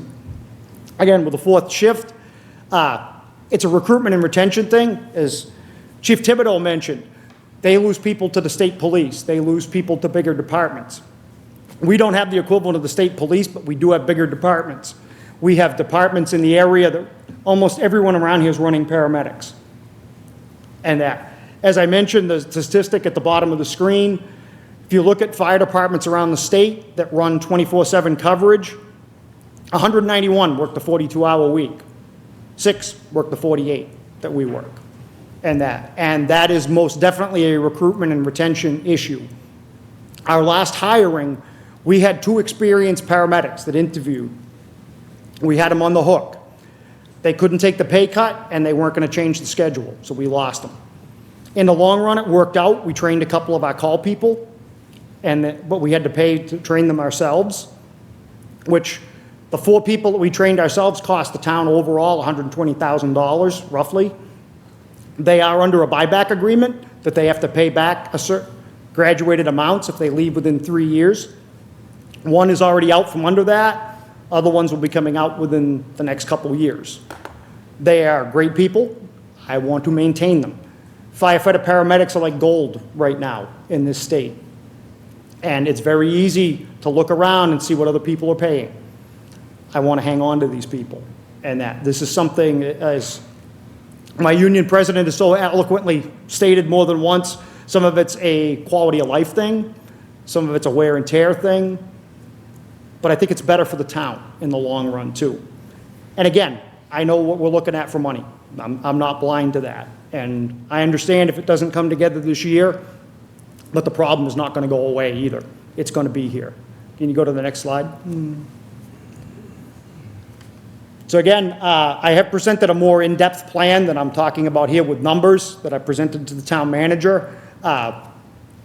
We're discussing it, and that's about all we can do right now. Again, understand it's a difficult implementation this year, but the problem's still going to be there. We got to look at it at some point. And again, even with that, that's going to require bargaining with the union. If we were going to do it sooner, they're coming into year 3 of their contract. That would require impact bargaining, and that's a whole different thing. So I just kind of want to put it out there that this is an issue that we've been facing. Typical. To continue on with the budget, next slide. I've requested an additional $5,000 in our EMS supply budget. This is mostly advanced life support supplies, medications. Our original estimates were from about 8 years ago from other services. We are busier, and we're doing more ALS than we expected, and what wasn't calculated in was the crazy fluctuations in prices. So we've been still trying to pin down where we're at on that. We have to carry a minimum amount of medications and restock according to state regulations, and that some of that we end up replacing it before it gets used. It expires like anything else in your medicine cabinet. We're working on a couple internal controls to tighten up what we need, what we don't need, but we're also trying to get a better trend on what we're going to need each year. So that request is there too. Next slide. I'd requested an additional $1,000 in IT software. We have multiple softwares that we use through the department. Report writing, apparatus maintenance, and checks that we have to document all the time. Some add-on modules. We get a lot of software through the dispatch center. That cost that you saw per town, that includes quite a bit, but there's several things that we have to do, on our own. We have a scheduling software that we use. We're in budget with that right now. My concern is they like to throw increases well after we've set the budget. So I'm kind of trying to be prepared for that. Last year, they threw some surprises at us. So we never know. Next slide. I'd also requested an additional $10,000 in radio maintenance capital. This is the budget to maintain radios, portable radios, mobile radios, radio infrastructure. This isn't part of the capital money that we had. That's different to replace the backbone. This is like portable radios, mobile radios, replacing, maintaining some of the backbone and infrastructure. That line hasn't gone up since probably before 2010. It's been 10 grand for a long time. I think as everybody's aware, we've seen a lot of increases. Cost of everything has gone nuts. One of the things we've been working on in the fire department is our portable radios are obsolete. Through ARPA funding, state funding, we've been able to replace a little more than half of them. My goal is to increase the line item that we can replace 2 or 3 radios a year with, like you said, with the body cameras, that in 10 years' time, we're not talking about replacing 40-some-odd portable radios all at once again. I would like to spread them out like we had a couple years ago. We had increased our capital protective clothing. Same thing, after we'd gotten a large amount on capital funding to kind of get us over the hump, we're trying to replace so many sets of gear a year that we're not having to, do it all at once. Can you go to the next slide? We did apply for an AFG grant, which is a Federal Assistance to Firefighters grant, last year to try to replace them, and we did not get that. The radios run for what we call a fireground grade radio. It's not just a little walkie-talkie, it's a heavy-duty radio with a remote microphone. It's built to be water resistant, shock resistant, somewhat heat resistant. On the low end, these run between $3,000 and $5,000 per unit. So with the current budget, I might be able to buy 1 a year and still have money left to do maintenance on other things. The goal is to be able to at least buy 2 or 3 a year. Right now, the current radios we bought were a little over $4 grand a piece. Like I said, we've replaced approximately half, but I still need to keep replacing them. I had asked for this last year, and it was not funded. So, next slide. Just an update for capital. On FY25, update currently, the new ambulance that was bought with ARPA funds that we ordered 2 years ago is supposedly scheduled to be delivered to the dealership this week. In fact, I spoke to the sales rep, and supposedly it's on its way. So that will replace an older unit, and that will become the primary ambulance. The current primary ambulance will move to be the backup ambulance, so that one won't go out quite as much. The radio infrastructure replacement is underway. Hopefully, you're going to start seeing that begin and end and be done this summer. Next slide. For the proposed 26 budget, the main thing we have on there is replacing our fire prevention vehicle. The current vehicle is 10 years old, 100,000 miles. It's done well for us. We're running into some storage issues. The plan to replace it would be a half-ton pickup truck, similar to the police's unit. It would have a cap. We could carry a little bit more equipment in it. We can move the fire gear out of the passenger compartment. So if it's carrying contaminants, stuff like that, it's keeping it away from people that are riding in the cab all the time. We can put it in the back. We can carry a little bit more forcible entry equipment, some basic firefighting equipment, because this vehicle's out running around town. It does inspections. The duty officer runs it some of the time, so it could be anywhere that somebody's responding with it. The Sundays, when we're at the per diem shift, all the officers take turns being on call. One of them may have this running around too. We modeled it off of another community nearby, has basically the exact same vehicle. They use it for their deputy chief, shift commander. It's worked out really well for them, so we kind of modeled it off of that. Next slide. Just a touch for people that may not know, the town supported us nicely or very well out of the ARPA funding. They covered replacing the ambulance that's due in with some equipment with it to the tune of $506,000. We replaced the stretcher system in the existing ambulance. It's a power up and down stretcher, and the system that comes with it also is a loading system. So unfortunately, some people have not gotten smaller, and this is going to cut down on back injuries and potential back injuries with our people, and it will match the system that comes with the new ambulance. So the cots will be interchangeable. 2 IV pumps, 1 for each ambulance. This is something that the state hasn't quite mandated yet, but it's strongly encouraged. And for the paramedics to administer certain medications, they have to be a precise dosage. The pumps make it a lot easier. And these are designed specifically for ambulance work. They're not the big clunky ones you see in the hospital. They're very small, and they're designed to work in an ambulance. Next slide.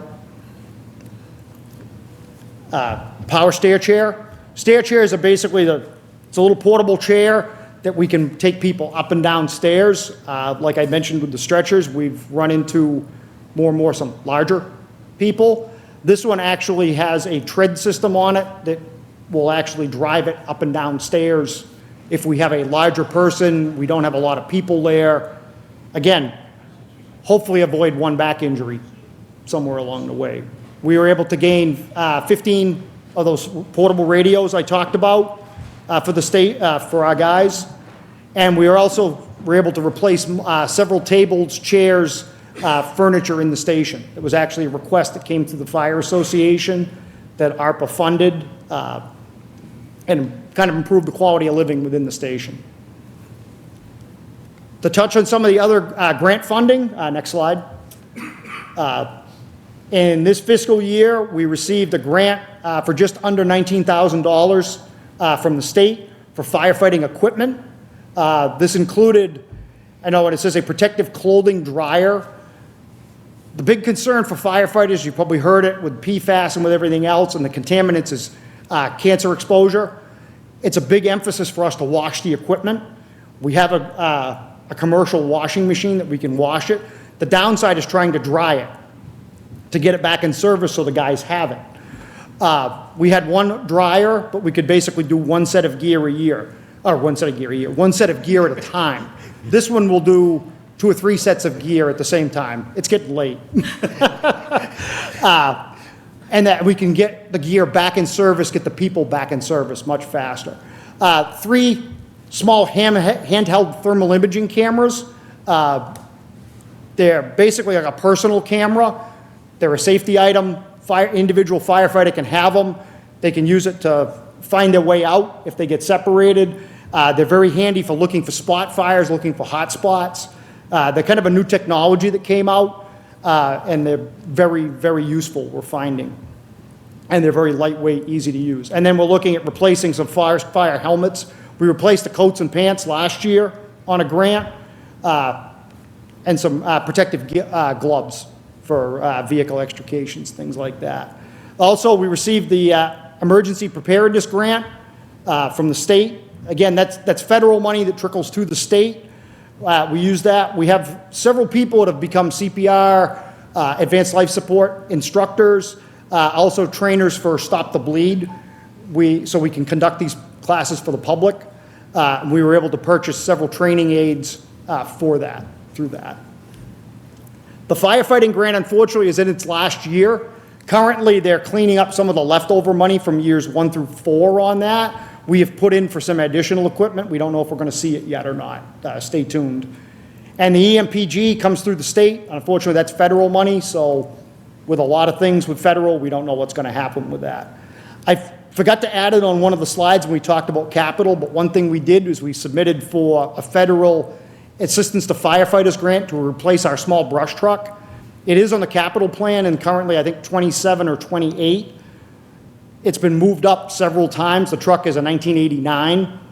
When we look at the requirements for the federal grant, none of our bigger apparatus met the requirements because the truck basically has to be over 30 years old to qualify. That was the only truck that qualified. If we get the money, and we don't know what's going to happen with the federal money, but we would basically be getting, it's about a 5% match, so we would be getting a $300,000 truck for about $15,000 from the town. The town share of it. The capital planning committee is aware of it. We will not know anything on that until probably sometime in the summer. So Unfortunately, that's basically a lottery ticket with these, and now with where the federal government is, we don't know what's going to happen with those grants. Next slide. The other grants we received is for student awareness of fire education and the senior safe, and the senior safe program. We receive about $7,500 each year from the state. This is for education in the schools for fire safety, grades K through 3. For senior, it covers overtime personnel costs to conduct some training. With the new senior center director, we're already working on several programs to come in and present there. It's also supported our smoke detector project, that we stock a lot of smoke detectors. If we go into, especially like an elderly person's house, and they don't have any, we can put them up for free for them. Because statewide overall, we found 50% of the fire deaths involving elderly, they had no smoke detectors in their homes. And we've still encountered this on a regular basis going around. You see people, they either don't have smoke detectors, or, I've got one there. Well, yeah, that's from 1975, and it probably hasn't worked since 1985, and you run into that. Last slide. Again, the impact of the budget is recommended. It's a level service budget, except for the 4-shift proposal. It would fund our IT software needs better than we are now, the same with EMS supplies, and hopefully better fund radio maintenance for that. And last slide. Thank you for all your support. The town has supported us very well, and it's much appreciated. I can't ask for a better bunch of people, and I want to hang on to them. Any questions? Yeah, one quick one. What would be the percent increase, maybe as he would know, or 26 from 25? I don't have that number off the top of my head, what the increase would be. Yeah, maybe we can just circle back to it if Yep. as he has it. So, any questions from the board, the committee? I guess we're a committee, not a board. So going back to your slide 8 and 9, when you have responses by year, I'm just trying to understand your graph. The one that you said effects of new growth. Is this the same data between the two graphs? If you're looking at slide 8, basically what I've done there is they started building the original, I believe it was, Emerald Place or Arrive, which started being built then, and a couple of the other projects started around then. So what we started doing was calculating how many runs are we going to, fire, medical, and inspections in these projects. And you could see in the first few years there wasn't much because they were under construction. You started seeing them more and more, like probably 2011, 2012. Most of Tri-Town or a good chunk of Tri-Town was built out. Arrive was fully built out. As you move along further down the road, I want to say 17, 18, Rogers Way was finished. Around 2021, the large building at Tri-Town was built, which is all over 55. And when you see that, again, you see the inspections are up. The inspections drop off because they're apartments. They're not like houses that we re-inspect them every time somebody moves. The fire calls, those are usually alarms. Somebody burned the toast, set the alarms off, elevator problems, things like that. They stay pretty steady. Where we see is the uptick in EMS calls, Right. medical calls, and that. So on your slide 8, you have a scale of thousands. Those are on slide 8 that I'm looking at, those are in the hundreds. Right, of so calls. you go from like 2014, let's just see the first uptick there is. 13 is when you first start seeing, well, actually, you still can actually go back to 2010, and they go up steadily as these buildings were built out. So is your slide 9 just increased? Because now we went from 800 to 1,000. I think maybe we're on two different slides. I think my slide 7 is the responses by year overall. Those are all our calls for everything. Right, The next slide, the one that says effects of new growth, Yes. was the demand on services from the apartment buildings, the bigger housing developments like So Riley are- Road. So these calls, they only go up to 200 versus Right. 1,000, is just the new development they are describing. Just the calls, the additional calls that we've picked up from those complexes. Those are part of the numbers on the previous slide. Those are part of the number of Yes. the previous part. Okay. That's just, when people question, like, well, why has the runs gone up? Well, that's where we've increased our population significantly. When people question what, I could. When people, sometimes they're like, well, why are the runs going up? Well, sometimes we can't judge, we don't know. They can go like this, like the police calls, they can vary, but we can show, in years past, people questioned, like, okay, what's the effect of all the building going on in town? Everybody talks about the schools and the effect on more kids and what they need. Well, this is the effect on emergency services. Right, but when we look at the overall services that you're delivering between 2014 until 2021, it seems that you stayed between 900 and 1,000. Right. So although we had new growth and there were more people in those areas, the overall, somewhere, there wasn't as much demand. There was not as much of a demand, and you see, generally, most of the calls have stayed the same. The big increase has been EMS.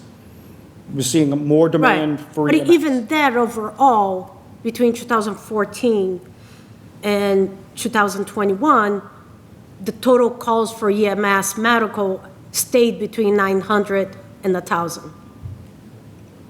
Okay? Well, it's just, if you gain on one place and lose on the other, it's just, it doesn't seem that the overall EMS services call for the town has increased. It has increased on certain areas, but, The EMS calls of where we've seen the increase, they have stayed sort of flat up until 2021, and then took a significant, they've jumped since Right. then. And they've stayed about even so far. Now, whether that's going to change, I don't know. But right. And, just like we saw with the police during COVID, their call numbers went up, and that seemed to be leveling off. I'm trying to understand the value of that graph on your presentation, because overall, you're still having mostly the same number of calls year over year. if you go back and break down the solid numbers, they have slowly crept up over time. Right. The EMS calls have taken a sizable jump. We've gone up probably, since 2021, we've probably gone up a couple hundred calls a year. Right, We but were that's- under 1,000 runs a year around 2020. Right, for but that's medical. not necessarily associated with those developments that first went online. in It's not 2014. strictly them, Okay. but it's a part of it. It- So Yeah, it's, yeah. what you see is you see a lot more sicker people at home, and that there's a lot of, what we used to see, and I can go back a long time, in that, when you used to see, we didn't do lift assists. 30 some odd years ago, we weren't doing lift assists, because if some elderly person fell, they had family nearby. Now they don't have that. Family's nowhere nearby. Call of last resort, it's fire department. You see people that have extensive, complex medical conditions that 30 years ago probably didn't survive to being home, to get home. Now they are. I think anybody who's dealt with the healthcare system recently knows how often that you may have a loved one in the hospital and go, well, according to the insurance diagnosis, you're all better, go home. Right. And they're not ready to go home. And we're seeing them again. As Chief Thibodeau can attest, we have seen a lot of mental health, substance abuse. Right. I think we're still scratching the surface from post-COVID Oh, with that. We definitely. see that much more. And again, we get called. No, I can only imagine. You said that, and I was surprised, so out of all your calls that you get for EMS and medical, 72% of those end up going to a visit to the hospital. They go to the hospital. That's a pretty big number. The rest, yep. What is the revenue for the ambulance fees that you receive? And where does that go in our overall? I don't have the number right in front of me off the top of my head, but it goes into the general fund. And how much, do you have an idea of how much that money? It's between 300,000 and 400,000 usually. Every year? I don't have the numbers for the increase in the ambulance rates. We were estimating probably conservatively a $30,000 or $40,000 increase. Because again, so much of it is Medicare, Medicaid, 2/3 of it. Right. We have to accept what they pay, Yep. which is a fraction of what we actually bill and what covers the service. So that just goes back into the general fund? back into the general And then becomes fund. part of free cash? Is that? No, it's in part of the revenue for the community.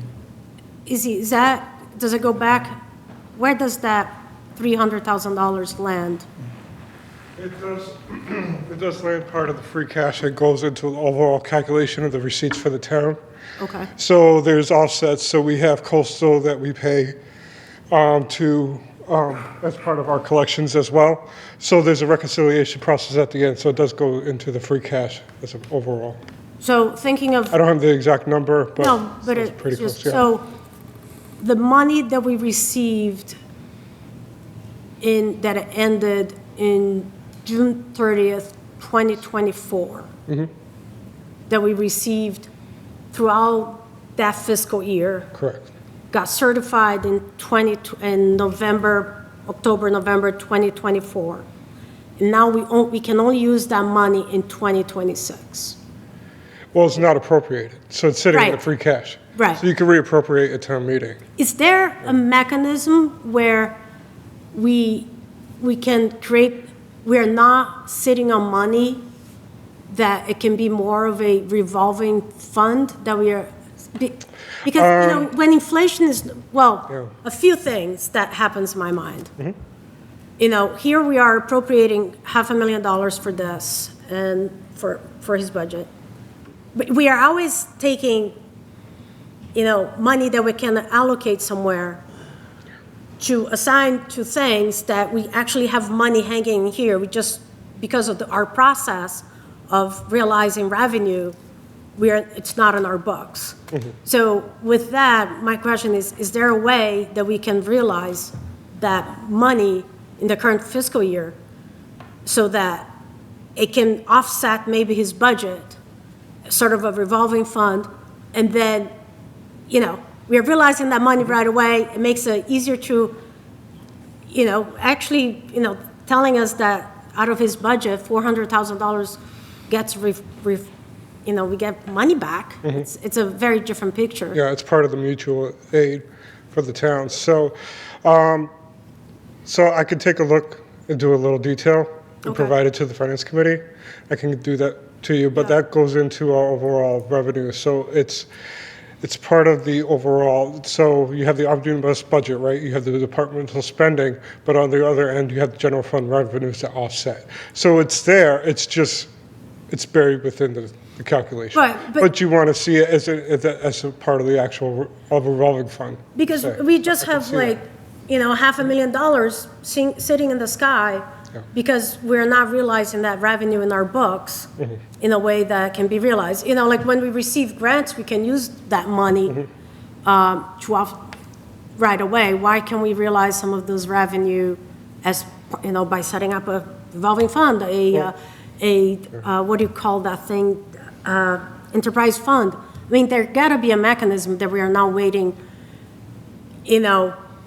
like for some of that revenue, we may have received in September 2023, and we're not using it until July 1st, 2025. It's for me, it's mind-boggling. Yeah, I'm trying to wrap my brain around the question, but I can provide some detail of the actual hard numbers so you can see where it's, because there is the actual ambulance billing revolving fund that's certified at town meeting. They have the revolving funds with the spending limits, and the ambulance billing is one of them. But then that money comes in right away, it can be realized right away. Correct. The thing with revolving fund. Correct. So I can provide that detail for you. Yeah, just, Absolutely. when I see our free cash at $2 million, and that wasn't always the case. Like if we look at our books from 2010, 2011, you can just look at our town meeting budget. It wasn't always the case that we had such a high percentage of our budget to be in free cash. And it has to do with the financial practices of the town manager. How is the town manager comfortable managing her, it's her budget, I get it. But what it worries me that we just passed an override for $1 million, and we had $2 million hanging in the air that just had not been certified and we could not touch it. We actually had the money to pay for that override, but we just could, because we hadn't realized in our books, because of our financial practices, we had to pass an override. So for me, it shows we are not, it prevents us from being intentional and strategic with the money that we have. That's my concern with that. Okay. So if we could figure out if there is a way to realize the money as it comes, his budget will look a lot more, it makes it feel like you should have that third shift, you calling it? Yeah. Fourth shift. Fourth shift, okay. Fourth shift. Yeah, all right. Okay. The total overall increase also is 2.32%. 2.32. Yeah. Okay. 2.3, okay. I was wondering if you were going to get there. One of the things that I do want to add, so there's another way to take in ambulance receipts. It's something that we can talk about probably going forward. I think that there's possibly a different philosophical opinion of how to approach it, but it's an ambulance receipts reserve for appropriation account, where all of those get set aside in the bucket. Oftentimes, what you are doing is you are looking for the ambulance replacement out of that fund, so it becomes a self-serving capital fund. And so however many years you're planning to replace the ambulance, you set aside that amount every year, and then that additional, whatever's left over excess, that additional can offset the operating budget. However, unlike a revolving fund and unlike an enterprise fund, it still is reserved for appropriations. So you still need the mechanism of the town meeting vote, right, to get it out. I don't believe that there is any mechanism by which we could get what you're suggesting, which is an enterprise or revolving fund. Otherwise, I think that every fire service in the state would be doing it. I do understand that that is incredibly frustrating, that we're sitting on this money and we have to let it come through. But ambulance receipts reserved for appropriation is something that we should talk about going forward. My guess is that this is a state reg kind of thing, is how this is handled. Correct. My guess is, just guessing, that this is a lot of money, and it's money coming in, and do you have controls on it? Is it a slush fund? So the state's like saying, we want to make sure that the cities and towns have a control on it and have a really proper procedure. That's a good thing. On the bad side, you now have a delay of actually using the fund. So it's probably weighing risk versus reward, and maybe if you can figure a way to maybe mitigate the risk while taking back some of the reward, that would be fantastic. Because I'm thinking of the Parks Revolving Fund, looking at some of the items that the chief is using, they're related to ambulance. If that's what we are appropriating that revolving fund for in town meeting, we can be realizing that money as soon as it gets in. It still passes the budget, but it does allow us to tap it in earlier. Yeah, so I think what we'll have to do is research whether MGL allows, which I don't believe it does, but allows either an enterprise or revolving fund. However, the ambulance receipts reserved for appropriation is a cleaner way to say, potentially, it depends on who you're asking, but to say that this is the amount of money that comes in to support this business of the town, and that we are using that to purchase the ambulance that runs the business of the town and offset the staff, rather than just live in the general fund and then when it's time for an ambulance, we're finding the money for capital in free cash. I think it's trying to find a way to be strategic about the money that we have, and not having that, putting money under a mattress as our financial policy of. And often I think what we're gonna, as we have these discussions, we are handcuffed by what the law requires, and that the flexibility that we are seeking is just simply not allowed. All right, thank you. Well, I'll look forward to your report. So let's keep that as kind of an action, maybe for something to pursue during the, kind of the summer months. I don't think there would be any. I don't think we would be able to do anything now. This budget No. season. So, Chief, my last question for you is, we have moved now we have EMS, full paramedics, right? And when did we launch that in Lunenburg to be full-time paramedic? The program started back towards 2020, when we started training people. We went live with it January 1st, 2023, on a part-time basis, as we got more paramedics trained up, because our career people, we sent 4 of them to school, and that they had to go through the schooling, they had to do their ride time, they had to get certification, and then once they're certified, they have to do 50 calls supervised with an experienced paramedic before they can work solo. So we had to send them over to Leominster to ride with their unit. Right. Since that was the easiest one, they're the same medical control doctor as we are, and that once we had them all done, that they could all do that, April 1st, 2024, we went 24/7 Okay. with it. So for the public and for me, like, if you were to describe in a high level the better services that we are getting now by having that full paramedic, if you could, because I'm sure you know, I don't know what the difference is. A basic EMT can do a basic patient assessment, they can provide oxygen, they can do some minimal medications like Narcan, things like that, and it's about 140 hours of training. Paramedic is 2,000 plus hours of training. It's usually 9 to 18 months full-time school, depending on whether you're in a college schedule or a program.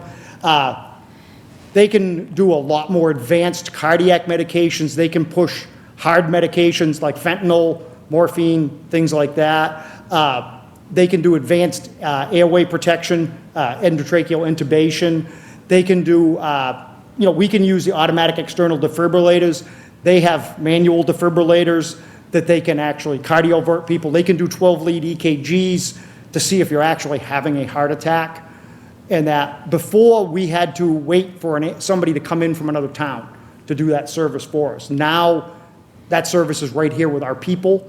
So we have a lot better, we have a better response time. I'm convinced there are several people walking around today because we had a paramedic right there, not waiting 10 or 15 minutes for another community to get here to back us up. And we have better supervision and control.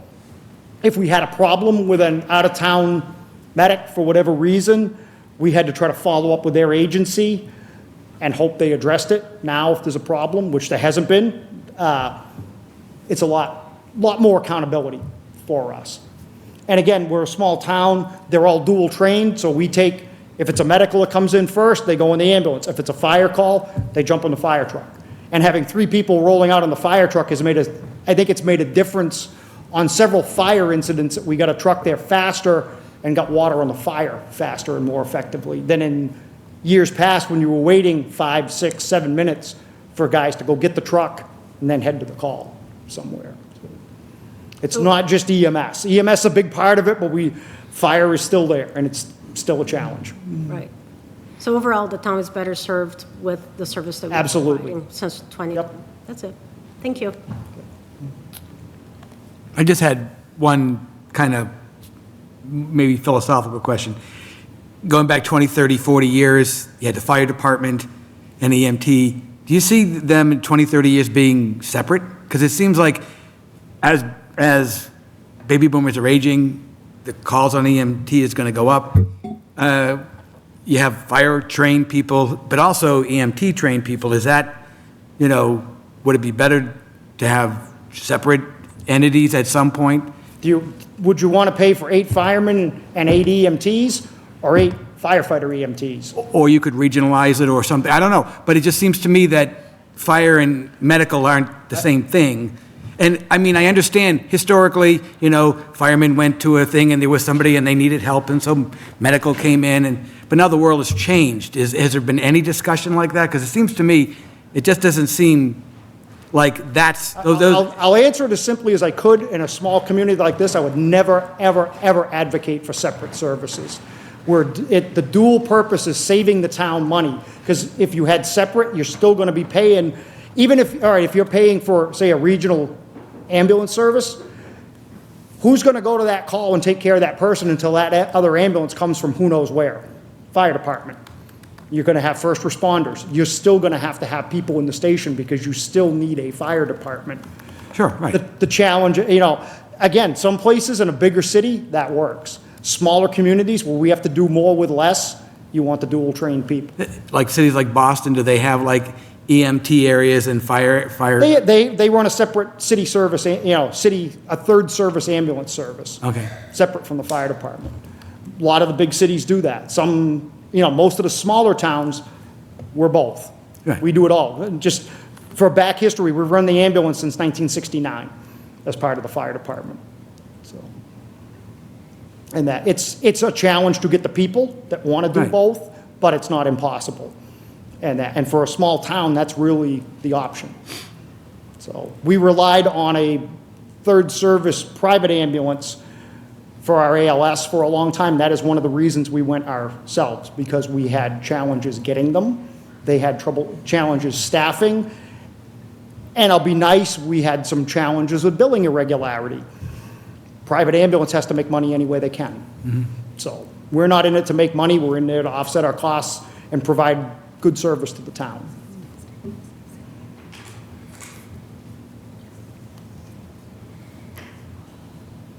Just had a quick question on slide 6, I think it's slide 16, on your fourth shift proposal. It says it includes expected increases in overtime. Wouldn't that Go ahead, sorry. So wouldn't that fourth shift kind of eliminate a lot of overtime required? You would eliminate the double time for the per diems, but you're going to hire people, they still are going to have time off, and that they're going to probably come back for calls, so there's going to be overtime there for those people.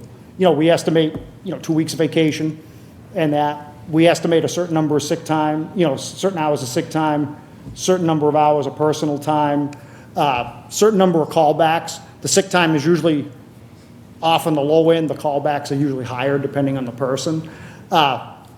With the change in the schedule, because they're working a few less hours a week, if they keep the same base salary, the overtime rate is going to go up, your hourly rate goes up, so we're accounting for that as well, too. Okay. Unfortunately, in our business, overtime is cost of doing business. So I quickly Googled Massachusetts Enterprise Fund ambulance, and that is a June 2024 DLS article. Increasingly, communities are establishing enterprise funds for their business-type services. Example, water, sewer, trash disposal, ambulance service, skating rinks, golf course, airports, and et cetera. And one thing I know from the sewer department, when they calculate their enterprise fund and their revenue, and we approve in town meeting, they're counting on the money they will be receiving that year to allocate. So it's not just money they have received, it's money they will be receiving as part of their accounts. Okay, again, I think it's worthy of a topic probably after budget season. I think there's some second-order effects like budgetary impacts 2 years down the road when you've kind of, your revenue source is taken now, not then, so. But Mike, did you have any follow-up to the questions you asked on that? No, I'm good. I guess I did have one, which is, going 48 hours to 42 hours. Seems like that would be a savings versus because you are given a benefit now of.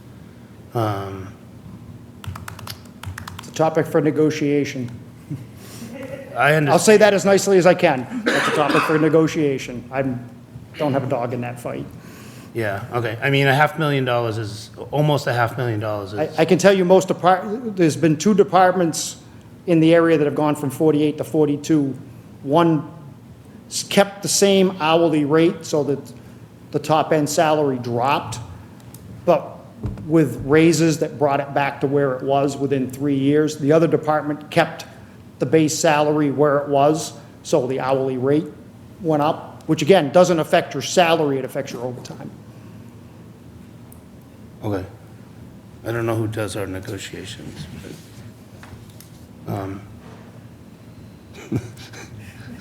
I guess I do know who does it. All right, I mean, I don't think you're proposing that for this year, though, right? That's ongoing discussions with the town manager, understanding that, money is not good this year. Okay. I have one thing, just for the record, the category of ambulance, I think falls under more of an ambulance section that the town is working with and not fire. You're fire/paramedic as one, correct? Say that again, I'm So sorry. you're the fire department. When Yep. this regulation puts in ambulance, I don't think they're talking about fire safety or fire paramedic combination, state policy-wide. I had the same thought. Again, I think it's That- just that's what worthy I of think it is. So additional, I think we should really check into that. Yeah. You're talking as far as the ambulance or the enterprise fund? Yes. I do not claim to be an expert on that, but I usually understood enterprises funds would fund themselves. We are not going to fund ourselves Correct, on correct. that. I can't say that enough is because we are not, everybody thinks we're an affluent community. We are not that affluent that you have it. The majority of people are on private insurance. They're on Medicare, Medicaid. It's a fixed amount. So again, it offsets some of our costs, but we're not going to make money at this. Right. We're providing a better level of service for our town. And just if you want to say, yes, it's supplementing the fire department, because we still That's need a fire referring to department. Ambulance services, you are a fire paramedic service, which is completely Well, separate, so you would. it is the Lunenburg Fire Department ambulance service. The state doesn't care who owns the ambulance. You're an ambulance service or you're not. So, okay? Any other comments, questions? All right. Any from the public? And that includes Zoom if.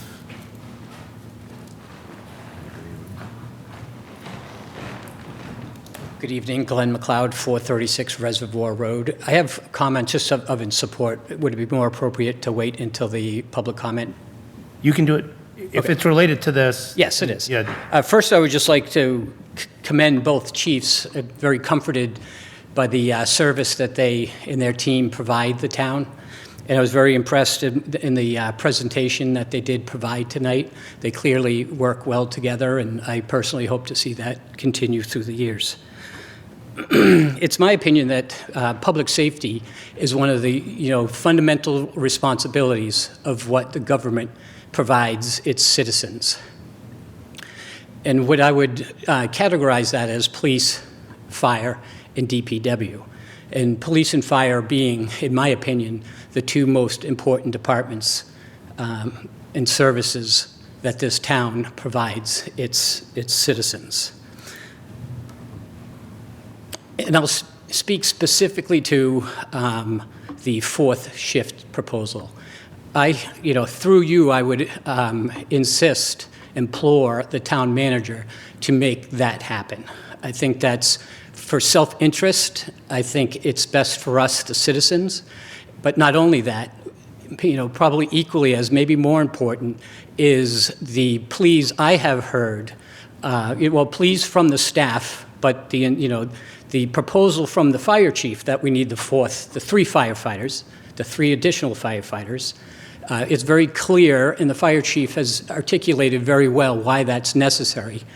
I mean, when I moved to town a little over a year and a half ago, it was one of the first things I checked out was the police and fire. And through my brief review, the fire department was full-time. So as I spent time here, and I realized that it's technically a full-time coverage, but the employees, full-time Lunenburg firefighters cover 6 of the 7 days of the week. And I won't go through his proposal. Again, he did quite a good job, but I think it's imperative. It's a foundational responsibility to ourselves as well as the staff. Getting back to the staff, his plea was they need help. Those who have dedicated their careers to not just help us, but save us, are asking for help. We need to implement that help.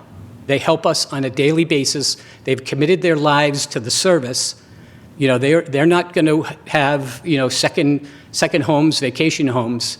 When they commit themselves to this job, they commit themselves to public service. As the police chief had mentioned, that's the employees that stay with the town, are those that are committed to public service. And we need to show that same committal to the firefighters in this situation. I think it's imperative. And without speaking for him, those of you who have attended town meeting have heard the same thing that I have heard from those who, again, are basically saving us.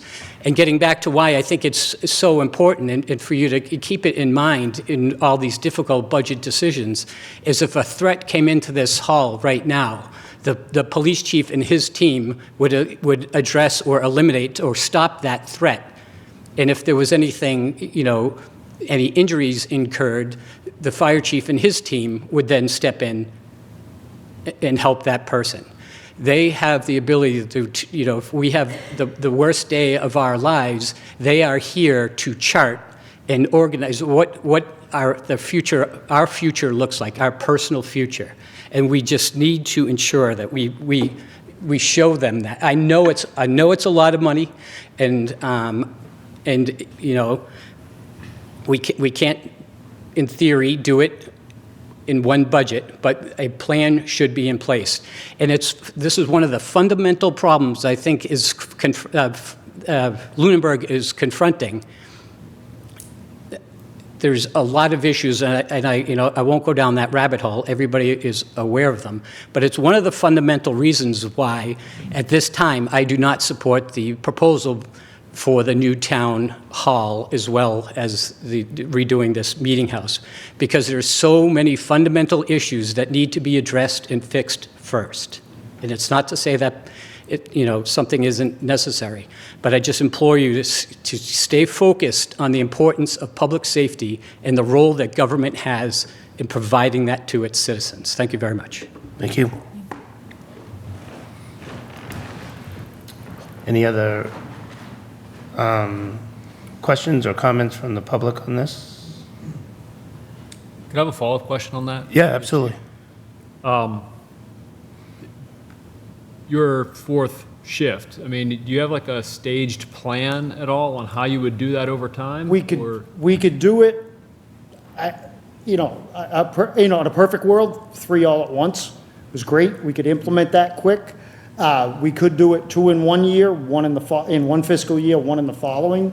Because again, it would be a matter of redistributing the per diem, and that to fill what you'd have is a couple shifts of 3 and a couple shifts of 2 with a per diem filling in. We could do it 1 a year.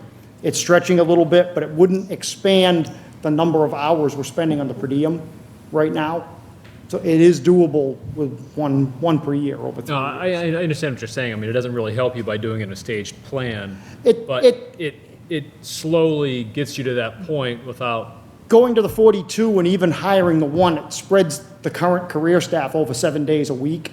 So it sort of, now we've at least got a paramedic there. It eases some of the issue. We still need to get the 3, but we could make it work that way. Okay. Yeah, so And I provided the town manager with kind of a layout of what that would be cost-wise over the 1 year, 2 year, 3 year, so. Yeah, so I do think that if this is the recommended budget, we're going to have maybe a do back on a focus on how this would work. And then, I mean, we still haven't heard the preliminary budget yet, right? So we're a little, we're in a transition year for sure, It's right? a unique year, I understand that, everybody understands that, but it's something that we have to get in front of people. That This is I a agree with concern. you. Yeah, and, I mean, I have a daughter that's alive because of, police and fire responding and our medical system. So there's no one that's more supportive than me of the first responders. So, but I do think we need to have a little bit more of a discussion on this and a little bit more of it in the context, as was mentioned by the previous speaker on where is Lunenburg going, right? We've got school deficits, perhaps. We don't know the final numbers on that. We have growth that we need on our services, and we have, some major projects that, some people want to undertake. We got to make some hard decisions as a town, and I think it's part of our responsibility collectively to lay out that plan, for the town to make an informed decision. And it's going to come down to priorities, just like was said. So, but if it is the recommendation, I think both Select Board and Finance Committee will need a little bit more target on it, because we'll have to vet it, we'll have to make recommendations on it, et cetera, so. If there's nothing else, we can excuse the chiefs. All right, thank you. Thank you. Thank you. Thank you, both. And up next would be Chris Riley for the Land Use Department. And I will thank Chris for staying late. I think there was a little bit of a miscommunication as to when he was going to present. So I appreciate you being here. I'm used to the late hours. You are on planning board, so. So Anderson, what do you say? Thank you so much for inviting me. Air, funds that actually, Our budgets? so you And does the booth have your presentation, do you know? They do. Okay, Gave them to them a little all right. while ago, so there you go. I'm going to be brief. It's just pretty bare bones. We like brief. presentation. Yeah. I'm a small fish, so nothing like the two presentations we just heard before. But well, this is the forum. No, I hear it, but this is the forum. Is your microphone on, do you know?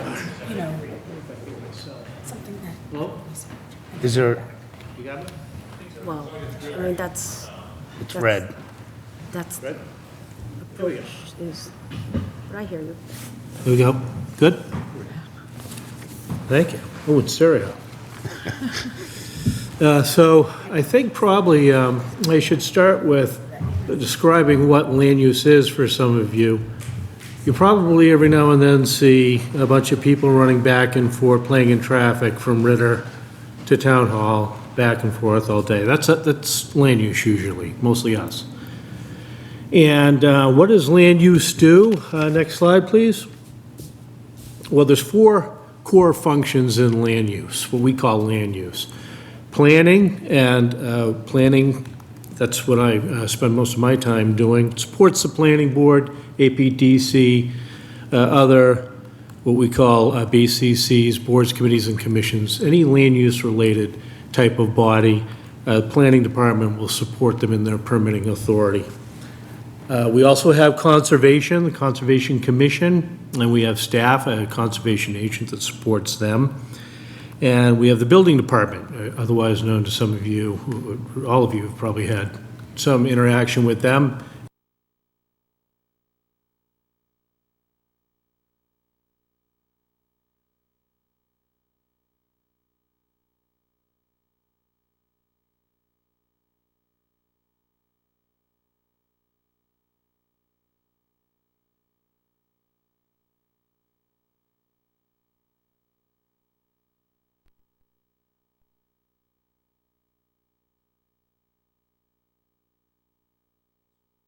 So, sort of overall is, a first blush, a first impression, we don't generally talk about org charts. I didn't come in here sort of promising that or having a specific plan for that. We talk about team, land use functions, and all working towards that same mission and vision. So that's sort of what we're all about over there in Ritter. So how does land use do it? We require fees for applications of all kinds. Any applicant that comes in needs a permit or needs to go before a permitting authority, we require a fee for that. So that offsets a lot of the expenses of our staff, which is primarily what land use funds, and just some of the other costs related to making sure that residents, applicants, and so forth get the most streamlined and efficient permitting possible that we can provide. We also have external peer reviewers. Those are assigned by the permitting authorities, and those are paid for by the applicants. So if you happen to be watching a planning board meeting or a conservation meeting, often is an applicant whose project's being reviewed, and it's being reviewed by a peer reviewer paid for by the applicant, not the town. These sort of services, these consultants are very expensive, so it's a major cost savings for the town that they would otherwise have to offset with a town engineer, let's say, or some other technical staff. Also, a tech fee is required. This is a fee that was set up, I guess, a couple of years ago by the selects. And this tech fee, which you would know about, it pays for our online permitting system, OpenGov. And that's what we utilize as an efficient tool to make the permitting process as streamlined as possible for the applicants, for department heads reviewing applications, and so forth. It's sort of a one-stop kind of process where we can gather all the information and have the most efficient process possible leading to a permit and beyond. So that's an important part of what we do as well. And then, of course, there's compliance and enforcement. We have boards, committees, and commissions. They deliberate, they render decisions like you do, and then what happens next? Does everybody just walk home and, they forget about it? No. We go out and make sure that everything is built the way that it was approved, that things are provided the way they were required, and we make sure that the volunteer effort that all you put in is meaningful. So it's a core function of what land use does as well. So why do we do it? The town, obviously, through town meeting, is sort of, I wouldn't say imposing, but they're giving us, land use, direction on what they want to see and where they want to see it and how they want to see it. So it's that, sort of will of town meeting saying, this is what your zoning bylaws will be, this is what's allowed, what's prohibited, this is the permitting process to get that approved so that the town's protected and all the impacts are addressed. So neighborhoods are preserved, and any sort of things that need to be mitigated are for every abutter that's affected by a particular application. Very important part of what we do. I would say under the statute as well, the state, we're hearing more and more about this, these sort of decrees or mandates or things from on high coming down, mandates to us. Land use is the one primary, at least land use related types of issues, that is handling these to make sure that the town doesn't run afoul of state statute, of the law. And so we're always tracking that. A lot of our authority, a lot of the planning board's authority comes from, it's called the Zoning Enabling Act. There's all sorts of statute that allows for town bodies, and those town bodies need support and guidance and recommendations to deliberate and make the best decisions possible. Ultimately, we're staff, we're providing expertise, but we don't make the decisions. We provide recommendations so that the volunteer boards and bodies can. So that's also an important thing, what we do. And we do it sort of lean. We're a small kind of operation. We have 5 full-time employees over there. Myself, the building commissioner, conservation agent, then a couple of administrative support people.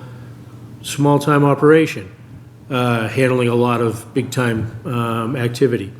So we don't have big capital expenses. Our budget is mostly driven by staff that support everything I've talked about. And we have small line items like everybody does, every organization does.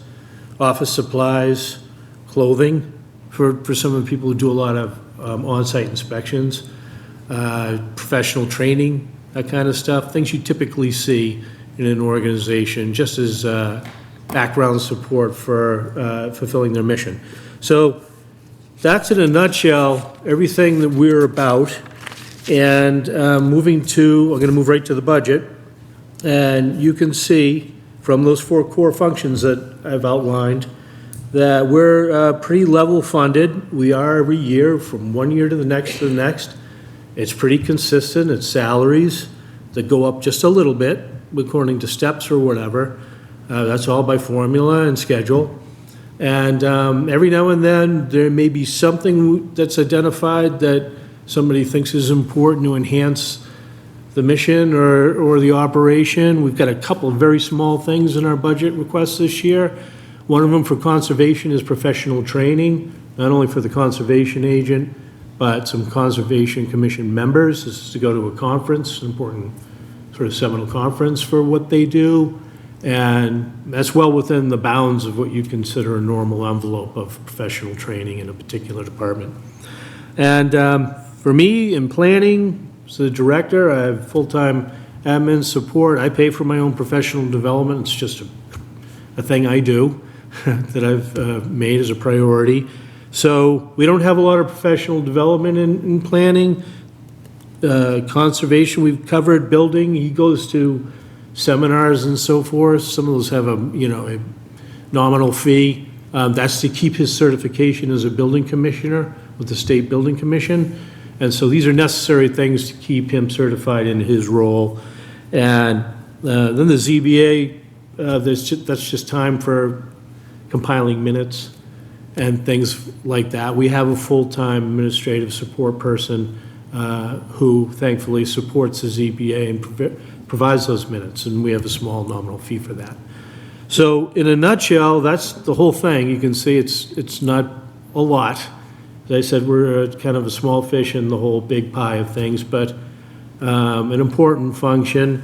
And want to thank you for your support and, the town's support, and Selects and everyone recognizing that planning is an important thing for the goals, missions, and vision of the town. And all of the land use functions obviously are mission critical. You either do them or you don't, and if you don't, then you're in violation of the law, actually, at the state level particularly. So that's about it. I'd be happy to answer any questions. All right, any questions from the board?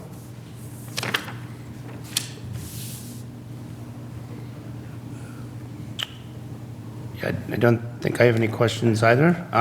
Any questions from the public?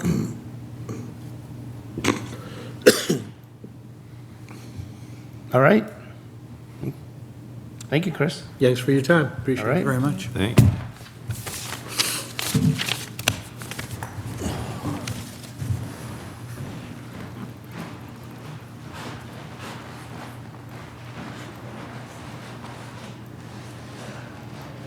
Okay,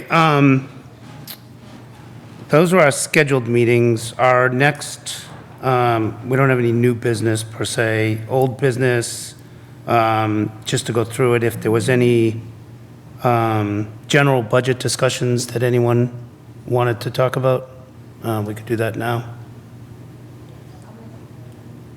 All right, we've received draft warrant articles. Just for everyone's awareness, sometimes I get presentations sent to just me, sometimes they're sent to everyone. I try to put them all in that SharePoint, so hopefully everyone's found them. And if you haven't, let me know and I can try to help you to be able to find them. That's also where our minutes go for review. There's a minutes in review. Once we've approved them, I put them in. Minutes approved, and send them off to the town clerk for posting. But most of I'm trying to keep up with it, but, most of the presentations are in there now. And there's a folder in there for warrant articles as they're starting to come forward. So that the draft warrant articles or the placeholder warrant articles are all are in there now. I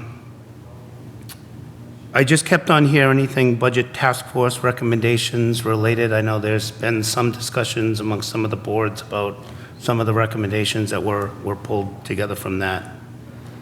I don't know if anyone had any discussions that they wanted to do on that. For the newer members, there was a presentation, what was it, in December maybe? That if you want to go back on the video and hear what the budget task force came up with, you could go ahead and do that. All right, with that,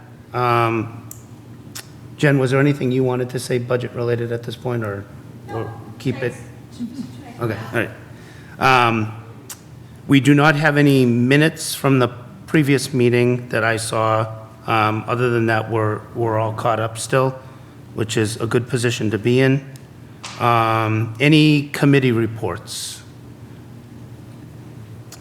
And just for, again, the newer members, we tend to assign folks to either committees, like I'm on capital planning committee, I was on the town manager selection committee, or screening committee.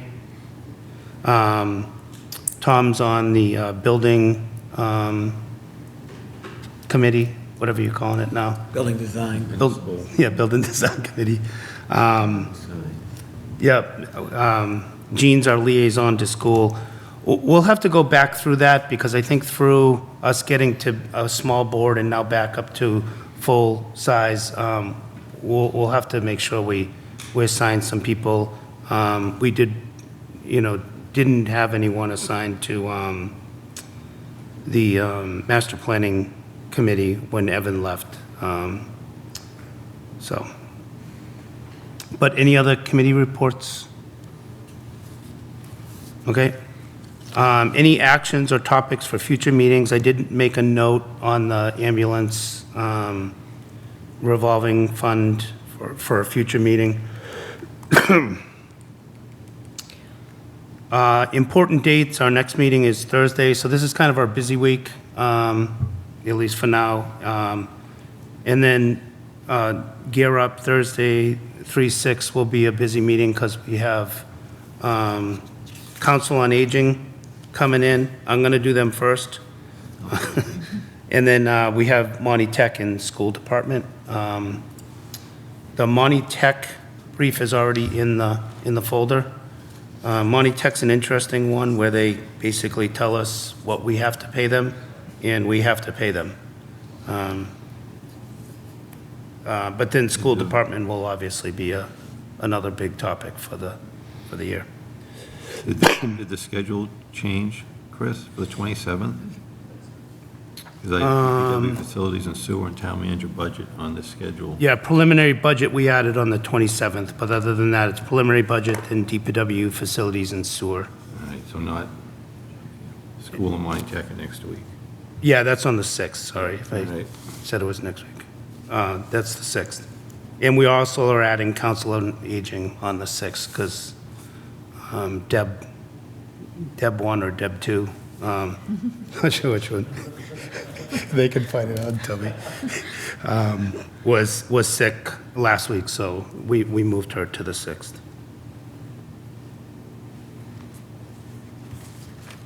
All right, with that, is there any public comment from the public?